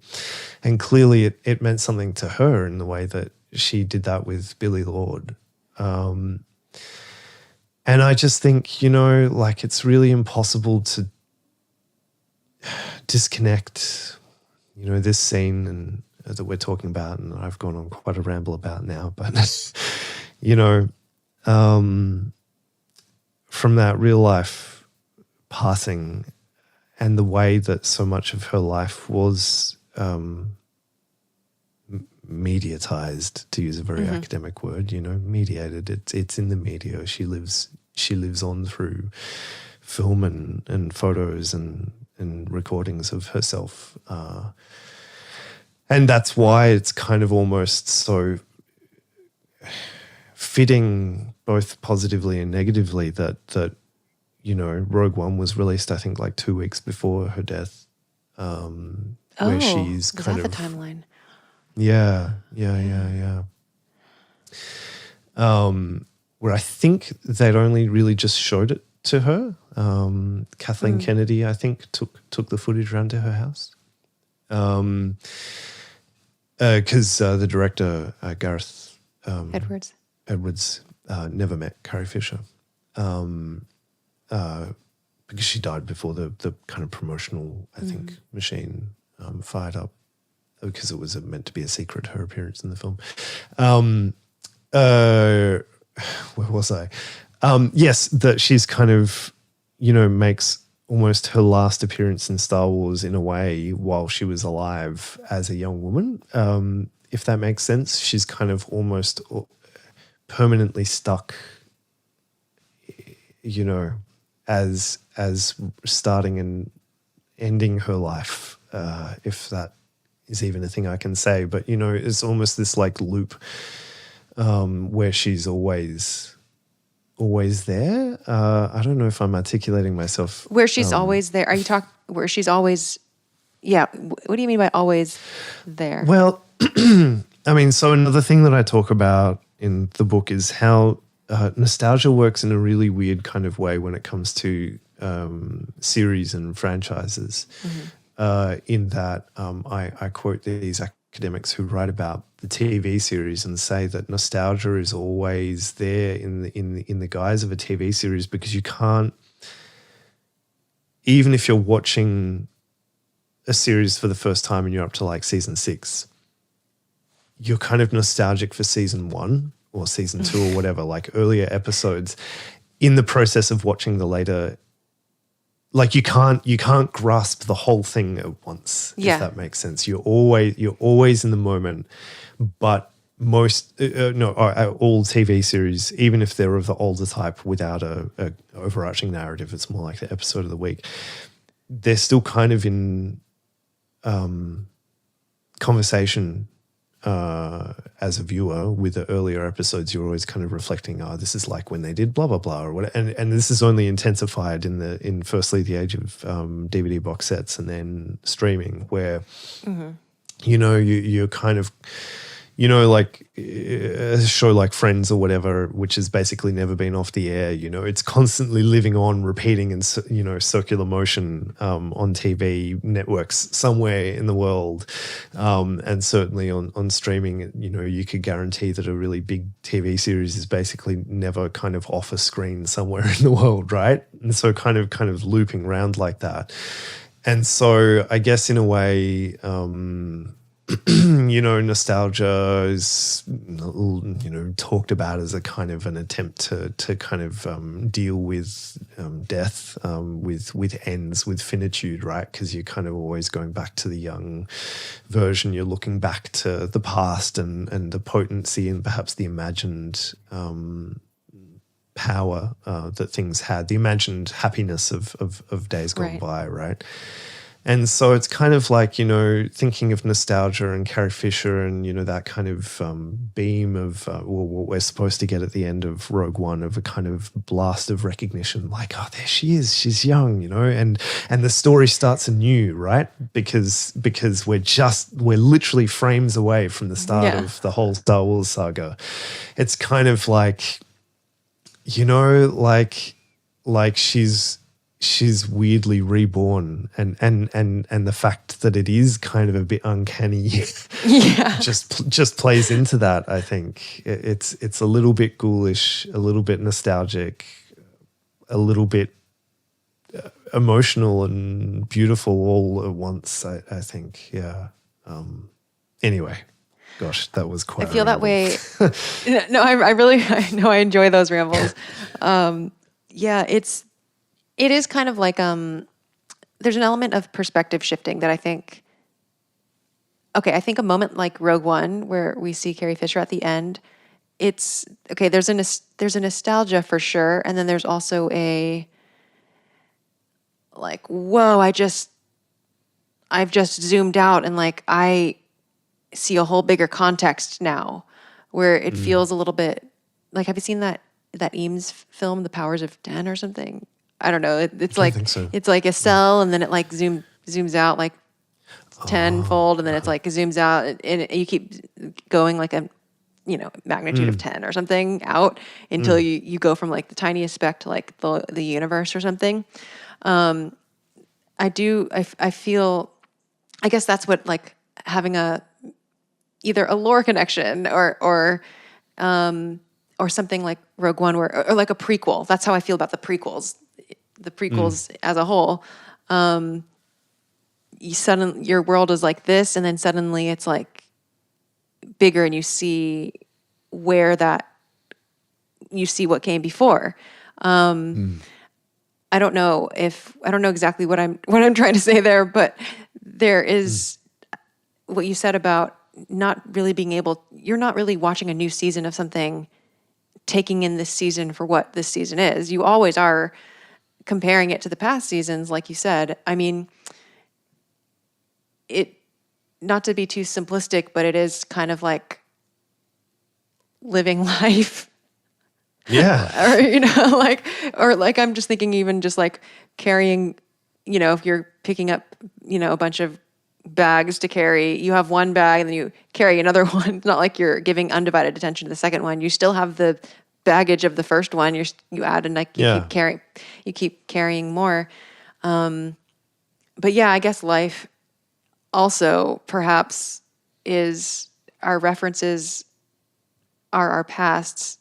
But then there's also like, it's easier to forget, like the memory sweeping kind of clears out a lot of stuff, which is probably part of the nostalgia. It clears out some of the bad stuff. Absolutely. Absolutely. Like, the nostalgia of the recent Disney films is like you can't just replay in The Last Jedi, where Carrie Fisher's speech is played. R2, Luke says, "Oh, that was a cheap trick." When he's trying to remind Luke to come back to the galaxy, he plays the "Help Me, Obi-Wan Kenobi" speech, which is such a great moment, kind of intertwining all the things that we've been talking about. But they can't. How do you make that in a HD, high definition, digitally shot film like The Last Jedi? They had to return to the original dailies that Carrie Fisher shot to make that projection and completely restore and play with the filters and the grains and the hologram projection, because you can't, if you just copied and pasted, it would look terrible. In the same way as like in Rogue One. Rogue One was the first Disney era Star Wars production to have original trilogy era Stormtrooper helmets.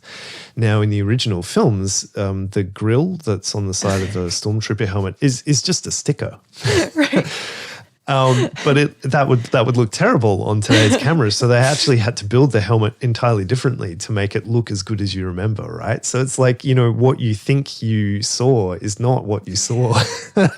and that's how nostalgia works, right? And that's why I think actually, all these things we've been talking about, this is why Star Wars fans are so critical by their nature, I think, is because those films, whatever the films were that got you into Star Wars in the first place, exist deeply in who you were and your memory of that time and how you fell in love with Star Wars and all of that stuff.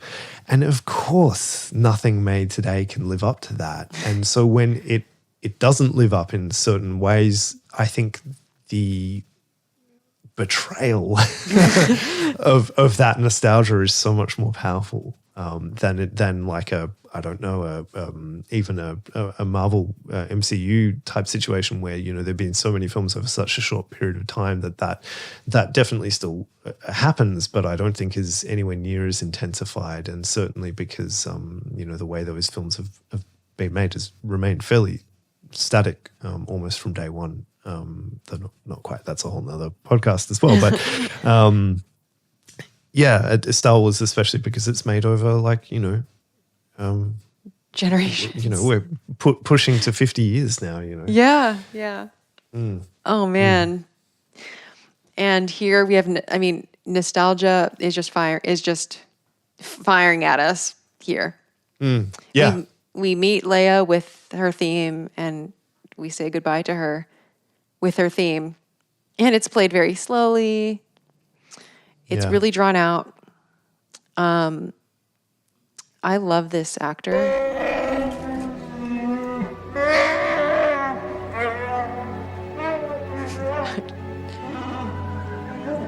Daisy, I don't really know how to... Larma Daisy is the character name of the person who says, She's gone. I've definitely seen her in other things. I just don't know what. Oh, okay. I don't know if I mean, I only recognize her from Star Wars, but she has like such a striking like look and like affect. Like she has a striking, she like a good character actor should. And yeah, she just has a very memorable face, and was the perfect person to convey this. Yeah, are you looking her up?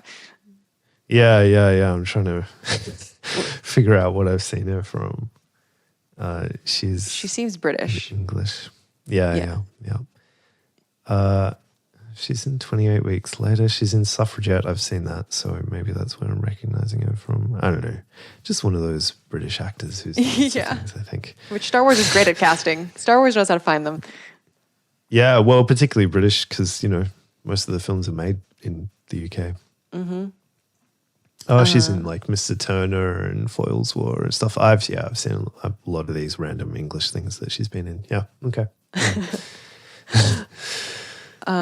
Okay, we're about to get another magical plucky thing.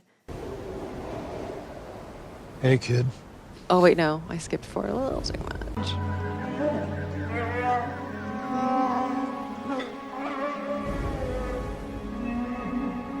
That happens that happens throughout the movie, I feel. Just little spurts of these dreamy plunks. Yeah, I don't know if they're like motif or even incidental motif material, but they certainly are useful in for these transitional purposes. I don't know what to make of them yet. Well, they're a little bit. They're definitely not the same, but they remind me a little bit of what does Frank call them? The revelationary Return of the Jedi. Oh, Yeah, it is a little bit like that. He's got a name for them. It's a great name. I can't remember what it is though. They're all great names. Revelations might be it. Yeah, Revelations. Yeah. Perhaps, yeah. Yeah. Yeah. Yeah, that's it. Yeah. Yeah. It's wild how at the end you even get the beginning of Han Solo here. Yeah, I Which know, is no right? music, but 4 minutes later, Kylo and Rey were fighting. Hey, kid. Okay, when you heard that in the theater the first time, did you know that it was? You didn't know that I thought it was Luke. How could it be? I thought it was Anakin. Oh, really? Yeah. Whoa. It's the Rorschach. Totally. Hey, totally. kid. Yeah. Well, I mean, Anakin never says "Hey, kid," but it's just like you said, the Rorschach. Like what in my head, who I would have expected would be a good person to talk to. I was not upset when it turned out to be Han. But my instinct was like, oh, this Anakin's finally, like his grandfather's finally talking to him. Like, hey, kid, you worshipped me as Vader. I actually turned out to be good at the end type of thing. I thought this was going to be something different. Yeah. I could totally see how that would work. And I would have liked that. But I also liked this. Both of them would have worked for me. Yeah. I mean, like, clearly, I think, it needed something like this at this point. It's just, who was it going to be? And I think probably, the most likely candidate purely from a production point of view was Luke because, Mark Hamill's always been a very good sport about these kinds of things and is already, is in the movie in other parts and as narratively as a Force ghost. Sure, we know these things are possible. And, Han, I think it's still not really clear how he is here because it's, certainly not implied that Han has become one with the Force. And chalk it up to all being in Ben's memory, I guess. Yeah, or exactly. all his imagination. And production-wise, we know that Harrison Ford was, probably paid a lot for this. Solo. Yeah, exactly. Yeah. I mean, exactly. Like as soon as he turns up in the scene, it's like, that's where some of the money That's where the went. budget Yeah. Yeah, because unlike Indiana Jones, he's never been keen to return as Han Solo. So yeah, and also I got to say, the way he says "Hey kid," it kind of sounds like Mark Hamill's great impression of Harrison Ford that he does on like talk shows. Oh no. When the yeah. real thing sounds like the impression. Right, exactly. And like the rest of it doesn't, but just the inflection of that, I'm like, that's definitely because I Mark think Hamill I think 80 I've art heard, it. Yeah. That would be funny. Yeah. But as well, and I should say we didn't talk about this before the show. I have to go at my equivalent of 1 o'clock, which is in 25 minutes. So, that's fine. This won't be the longest episode ever. We'll be fine. But there's only 10 seconds left of the 10 minutes. Yeah. I think we'll be right.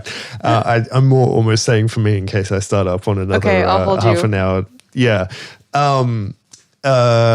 What was I going to say? Oh, yeah, right. So I think that between Carrie Fisher's scenes that we've just seen here and then Han Solo, Harrison Ford turning up, in a way it's a surprise that we don't get a version or even I don't think we get a version in the end credits of the revised Han Solo and the Princess theme, so John Williams revisited that and changes the melody in this for the newer concert suite. Concert arrangement. And I think we talked about it on one of the Art of the Score episodes, and it kind of our theory was that it sounds resolved. Whereas the original, written for The Empire Strikes Back, not just a kind of will they, won't they romance across the course of that film, but the movie ends with Han Solo being off in carbonite. We don't really know how that's going to end. So it makes sense that it's a kind of open, pining, what's going to happen next type of love theme. But he's kind of, he's concluded it, I suppose, in this concert suite. It feels...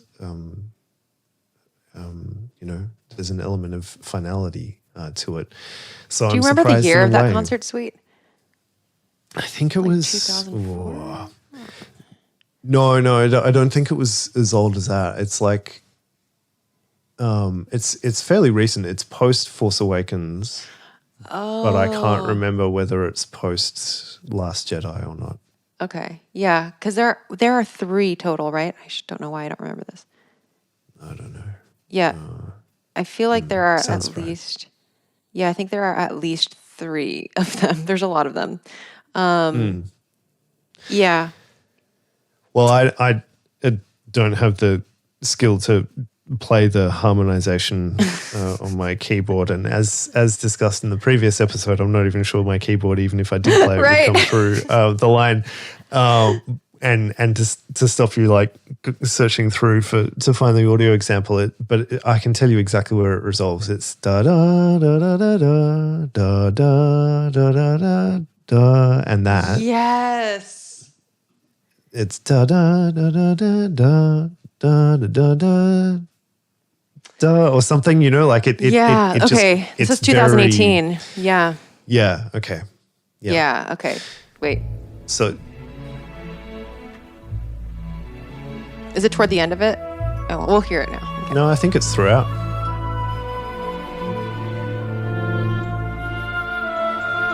There we go.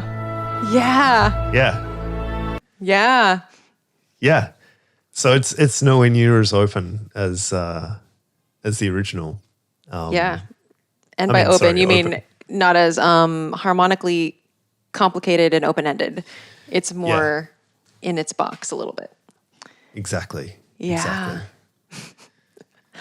That would have been interesting to throw that in here, at least in the end credits. Yeah, I mean, it would have been interesting. if he was ever going to use it in an actual film, then maybe not this moment in particular, but somewhere. Sounds like an even end in the credits thing. Yeah. In the film, probably would add too much commentary to something.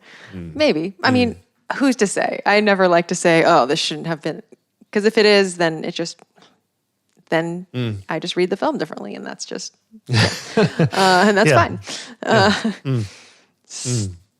That the whole it's interesting when John Williams like has certain things that he's written that he ends up revisiting a lot. Like Rey's theme is one of them, and certainly Han and Leia is one of them too, which I'm not mad about. I like Han and Leia's theme a lot. But I always wonder what John Williams' personal like headcanon is for things, like what he's like thinking. Yeah. Well, I think almost certainly we think of these themes as far more catalogued and locked than he does. Oh, absolutely. Yeah, you know that great interview with Alex Ross where he showed John Williams Frank's catalog. Oh, yeah. And he was like, "Oh, how exhausting." Yeah. Yeah. Which I think is probably partly typical John Williams, being very modest. Yeah, but, I think he is. I think he is flattered that someone cares that much to do that. Yeah, yeah. So by headcanon, like I almost mean like if John Williams is not invested in the stories or remembers them, very true. I see. Sorry. But I also mean like this is kind of more of limbic territory, perhaps. But like he has a certain kind of memory for the music that he's written, even if he can't remember exactly what it goes to. Yeah, or what it's called. I think there's a famous interview about Augie's municipal band in the end credits of. Yeah. I mean where he's Fandom like, oh yeah, and they play they play a version of Darth Vader's theme, and it's like that's not that, but cool. No, I mean like like as a composer, maybe you do this, but or to have like an ear, to have something that you've written stuck in your head, and then you find yourself developing it in different ways. And so I wonder to what extent John Williams is doing that. Like, what would compel him to write a new arrangement that has like harmonic differences? Maybe he just hasn't finished fleshing out this seed of an idea that he's had, even though it is a concrete piece that ended up in a film or two. Musically, there's something else that he wants to explore in what he started. So I find that really, I'm curious about that. So am I. I think, I genuinely don't know what motivated, like with a lot of the other concert suites, it's very straightforward, like he's providing his music to be played by by orchestras in the concert hall. Like there's the great Odissino, I don't know. Yeah, how to say his Odissino. surname, sorry. Emilio. Great John Williams scholar. Book about John Williams and his time at the Boston Pops, where he goes into great detail about how Williams, kind of to some extent pioneered the film music and concert format.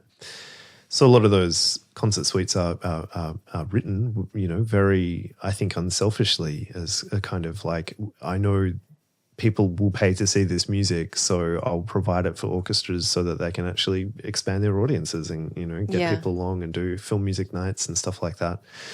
But those are the originals. I genuinely would love to know what motivated him to revisit that concert suite years later. Me too. Okay, so in this final few seconds, we are seeing, I just want to put this image on screen of Kylo Ren looking the most like a knight he has ever looked in this whole film.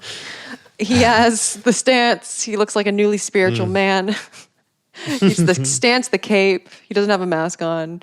It's just like the whole profile is hilariously like he looks very knightly there. I don't know. That's so I'll play the last 10 seconds.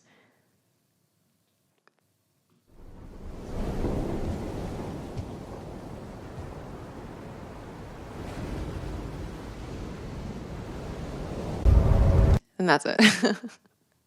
It was after the Hey Kid. We don't hear anymore. Yeah. But that's Kylo looking around to see his dad. And we hear him before we see him, of course, which is why we both speculated other characters. Yeah, I was surprised to see Harrison Ford. But And again, I mean, the way the way that's cut is definitely meant to be like, who is it? That's what Abrams wants us to sit on the edge of our seats. yeah. And like certainly, I'm sure that they would have loved to have had Carrie Fisher, in that equivalent moment. Yeah. They did make it work really well with this is, in a minute, with parallel rhyming with the Force Awakens moment where Kylo is with his dad. Yeah. Well, that's how Harrison Ford bought his new home, I guess. So Probably his new light aircraft, or he loves to fly. yeah. Well, do you have anything else about this set of minutes that you didn't get to talk about before we move on to the questionnaire? I don't think so. I think it's just, it's a really good set of minutes to illustrate what the film gets right and the difficulties that it was dealing with. I just don't really know these set of minutes, how they could be executed better given what the material they were working with and the situation that they were working with. There's definitely other minutes that I'm sure could emphasize the issues with the movie perhaps more. But, I think in the outrage around certain decisions that the movie made, it's easy to forget there are actually, some really effective parts of this movie, and this is one of them. You are a Star Wars pragmatist. Yeah, exactly. Yeah. Every time I ask you for final thoughts, you always have like some eloquent summation. Yeah, it's always nice. It makes my job like it helps me personally. It's like, oh yeah, let's put it in perspective. Okay, so the themes from this set of minutes were Kylo Ren, aggressive, the Force, and Leia, and that's pretty much it. And then in the soundtrack, and that's fine that's it. And in the soundtrack, this is the final saber duel. And then if you have the For Your Consideration soundtrack, this is also Healing Wounds, but that's not a commercially available soundtrack. You have to stream it online on like Internet Archives and stuff. Anyway, all right.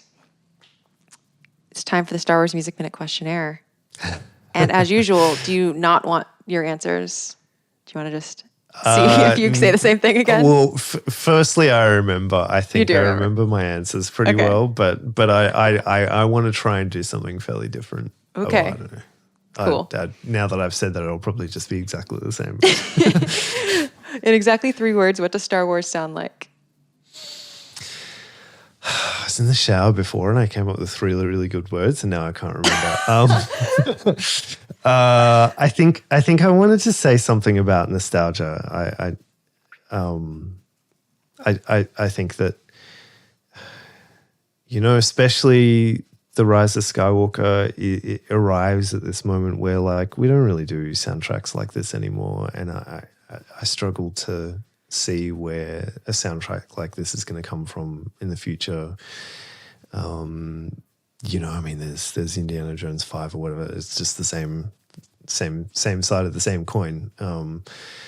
And so when I say nostalgia, I mean not just nostalgia for the Star Wars franchise, but nostalgia for a certain kind of soundtrack and its revival from the 70s. I just don't think we're really going to get quite this thing anymore. So nostalgia, oh God, that's one word. What are the other 2? Nostalgia, orchestra, I'm sure I've probably said that before as well. Yeah, I'm just going to say exactly the same thing, aren't I? Nostalgic orchestral language. Let's do that, because I noticed throughout this episode we use the word language or vocabulary a lot. Oh, And yeah, I that's think- a good point. I think let's have that be one of the words. Like let's say vocabulary rather than language, because I think that's really interesting to think of the soundtracks as having a vocabulary. I love that answer. I like the acknowledgement of the vocabulary and language because we have been mentioning that a lot. And also, I feel like all of your answers put together could be like a Steve Reich piece or something. 'Cause- oh my God, this is really funny. Okay, your past answers are elegant musical storytelling, mythic orchestral memory, and nimble orchestral nostalgia. So now we have nostalgic orchestral my God. vocabulary. It's just like a word cloud, and there's three words in there.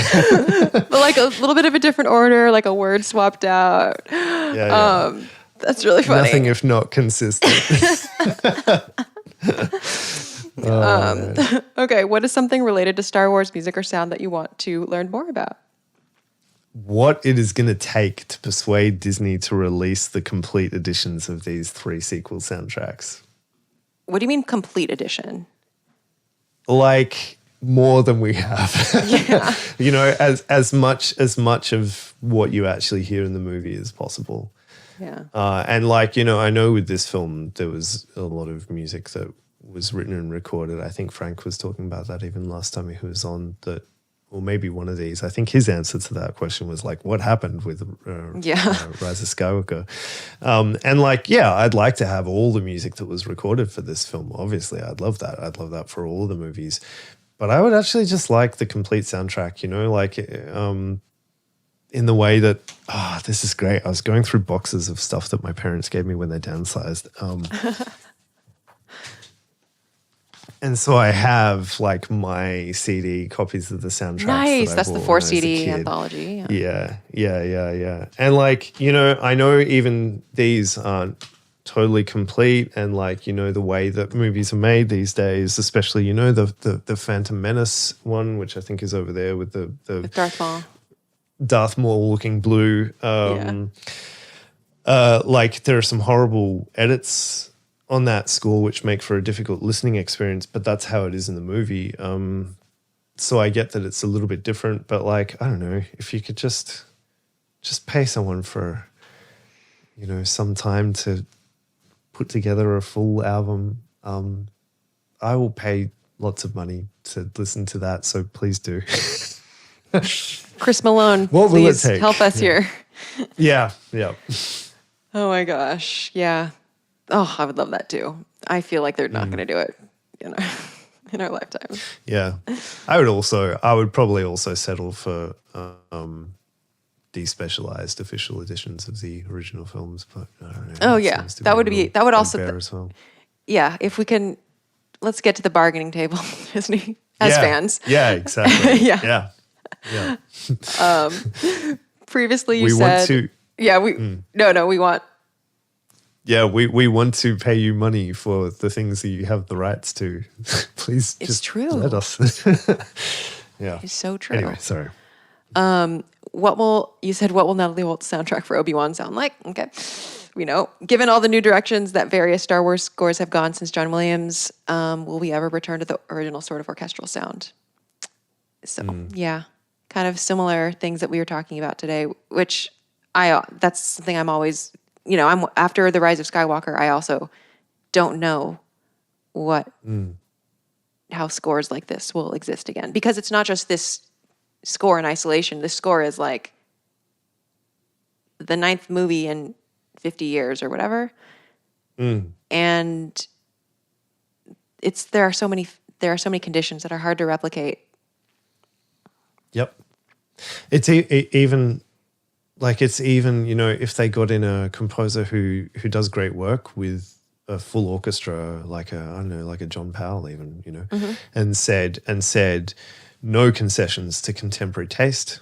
Do a Star Wars as inspired by 30s Golden Age soundtracks. Go for it. I struggled to see how we would get something that was, really that close, because, there's so many things that have changed. Even the recording. I actually think that the kind of slightly compromised recording quality of the 1977 soundtrack adds so much quality and texture to the soundtrack. I kind of wouldn't want to hear it perfectly, beautifully recorded. Like the Last Jedi soundtrack, the orchestra sounds amazing. Mm-hmm. But I think that, firstly, it's a scratch orchestra, or, whatever they would call it, the Hollywood Orchestra or something like that. A little different from the LSO, performing their hearts out as an orchestra that work with each other all the time. Mm. It's just, but it's beautifully, it's perfectly recorded. And maybe these soundtracks don't sound best when they're perfectly recorded. Yeah. But how do you even do that? Do you dig the reel-to-reel recording equipment out of the basement somewhere? I don't know. It's like we were saying before with the grill of the Stormtrooper helmet. Like, how do you do that? It's so hard to extricate all these factors and assign, it's so hard. I don't know, because one is always striving to be the other. Like in the 70s, they're trying to be more perfect. Now, we kind of try to purposely add like a, filter things to make them sound a little more retro or whatever. At what point have we been like, what we have right now is actually the ideal sweet spot? We don't have an idea. We don't have a sense of what a sweet spot is until we've seen both extremes. And once you've already gone to the other extreme, it's too late. Yeah. Yep. Yeah. And I mean, aside from all the industrial difficulties, that it's very expensive. What composer is out there who has that kind of everyday intimate knowledge? I mean, I think I can't even remember, maybe it was the last episode where I was talking about how John Williams talked about getting his orchestra writing skills by working with TV orchestras, and being able to walk down to the orchestra in the recording studio and hear what's being recorded and chat to the double bassist and go, should that note be here, or maybe it would be easier if that was a G natural, and get that kind of feedback for like years. Yeah, like who has that these days? Who writes music for screen? Yeah. Yeah. The conditions are very hard to replicate, and training is not the same. And just the opportunities aren't the same. So even someone very skilled will not have the same experience because there aren't enough opportunities to give someone all of that experience. Yeah. Anyway, what is a score or soundtrack that you're fond of besides anything Star Wars? I thought about this and I was going to... No. I remember I was going to spend some time digging something out. And then I was like, actually, you know what? I'm just going to say a recent John Williams soundtrack that I think is a really, really sweet little soundtrack that I think has perhaps been overlooked. And that's the Fabelmans. I was hoping you were going to say that. Yeah. Yeah. Cool. Yeah. No, I agree. There's very little music. Original music in that film. And I think that was the right choice. I think where it does come in is beautifully spotted. And, just the sparing use of the melody that I guess has become the film's main melody, but is played, I think, once in a very pivotal scene. The Celeste thing. Yeah. Or the Fabelmans theme. Yeah. The Fabelmans theme, sorry. Yeah. The piano, and it's not even that standout. Yeah. And that's kind of why I like it. Yeah, exactly. It's just, I've said before that I think one of the things that makes John Williams a great composer is not all the technical ability and skill and experience that we've talked about, but his emotional attunement to the needs of the movie. And I think actually where some people have criticized John Williams is where they feel like that's misplaced, that perhaps it's too emotional, perhaps a little too ringing at the heartstring, pulling at the heartstrings. And there are some movies, like even Spielberg collaborations like The Terminal, for example, where I think that's probably a fair enough criticism. But I think actually the Fabelman's theme, the piano dum ba da dum bum bum bum bum ba da dum, is precisely the example of a theme that if you listen to that by itself, you might go, well, this is a bit syrupy and, cliched.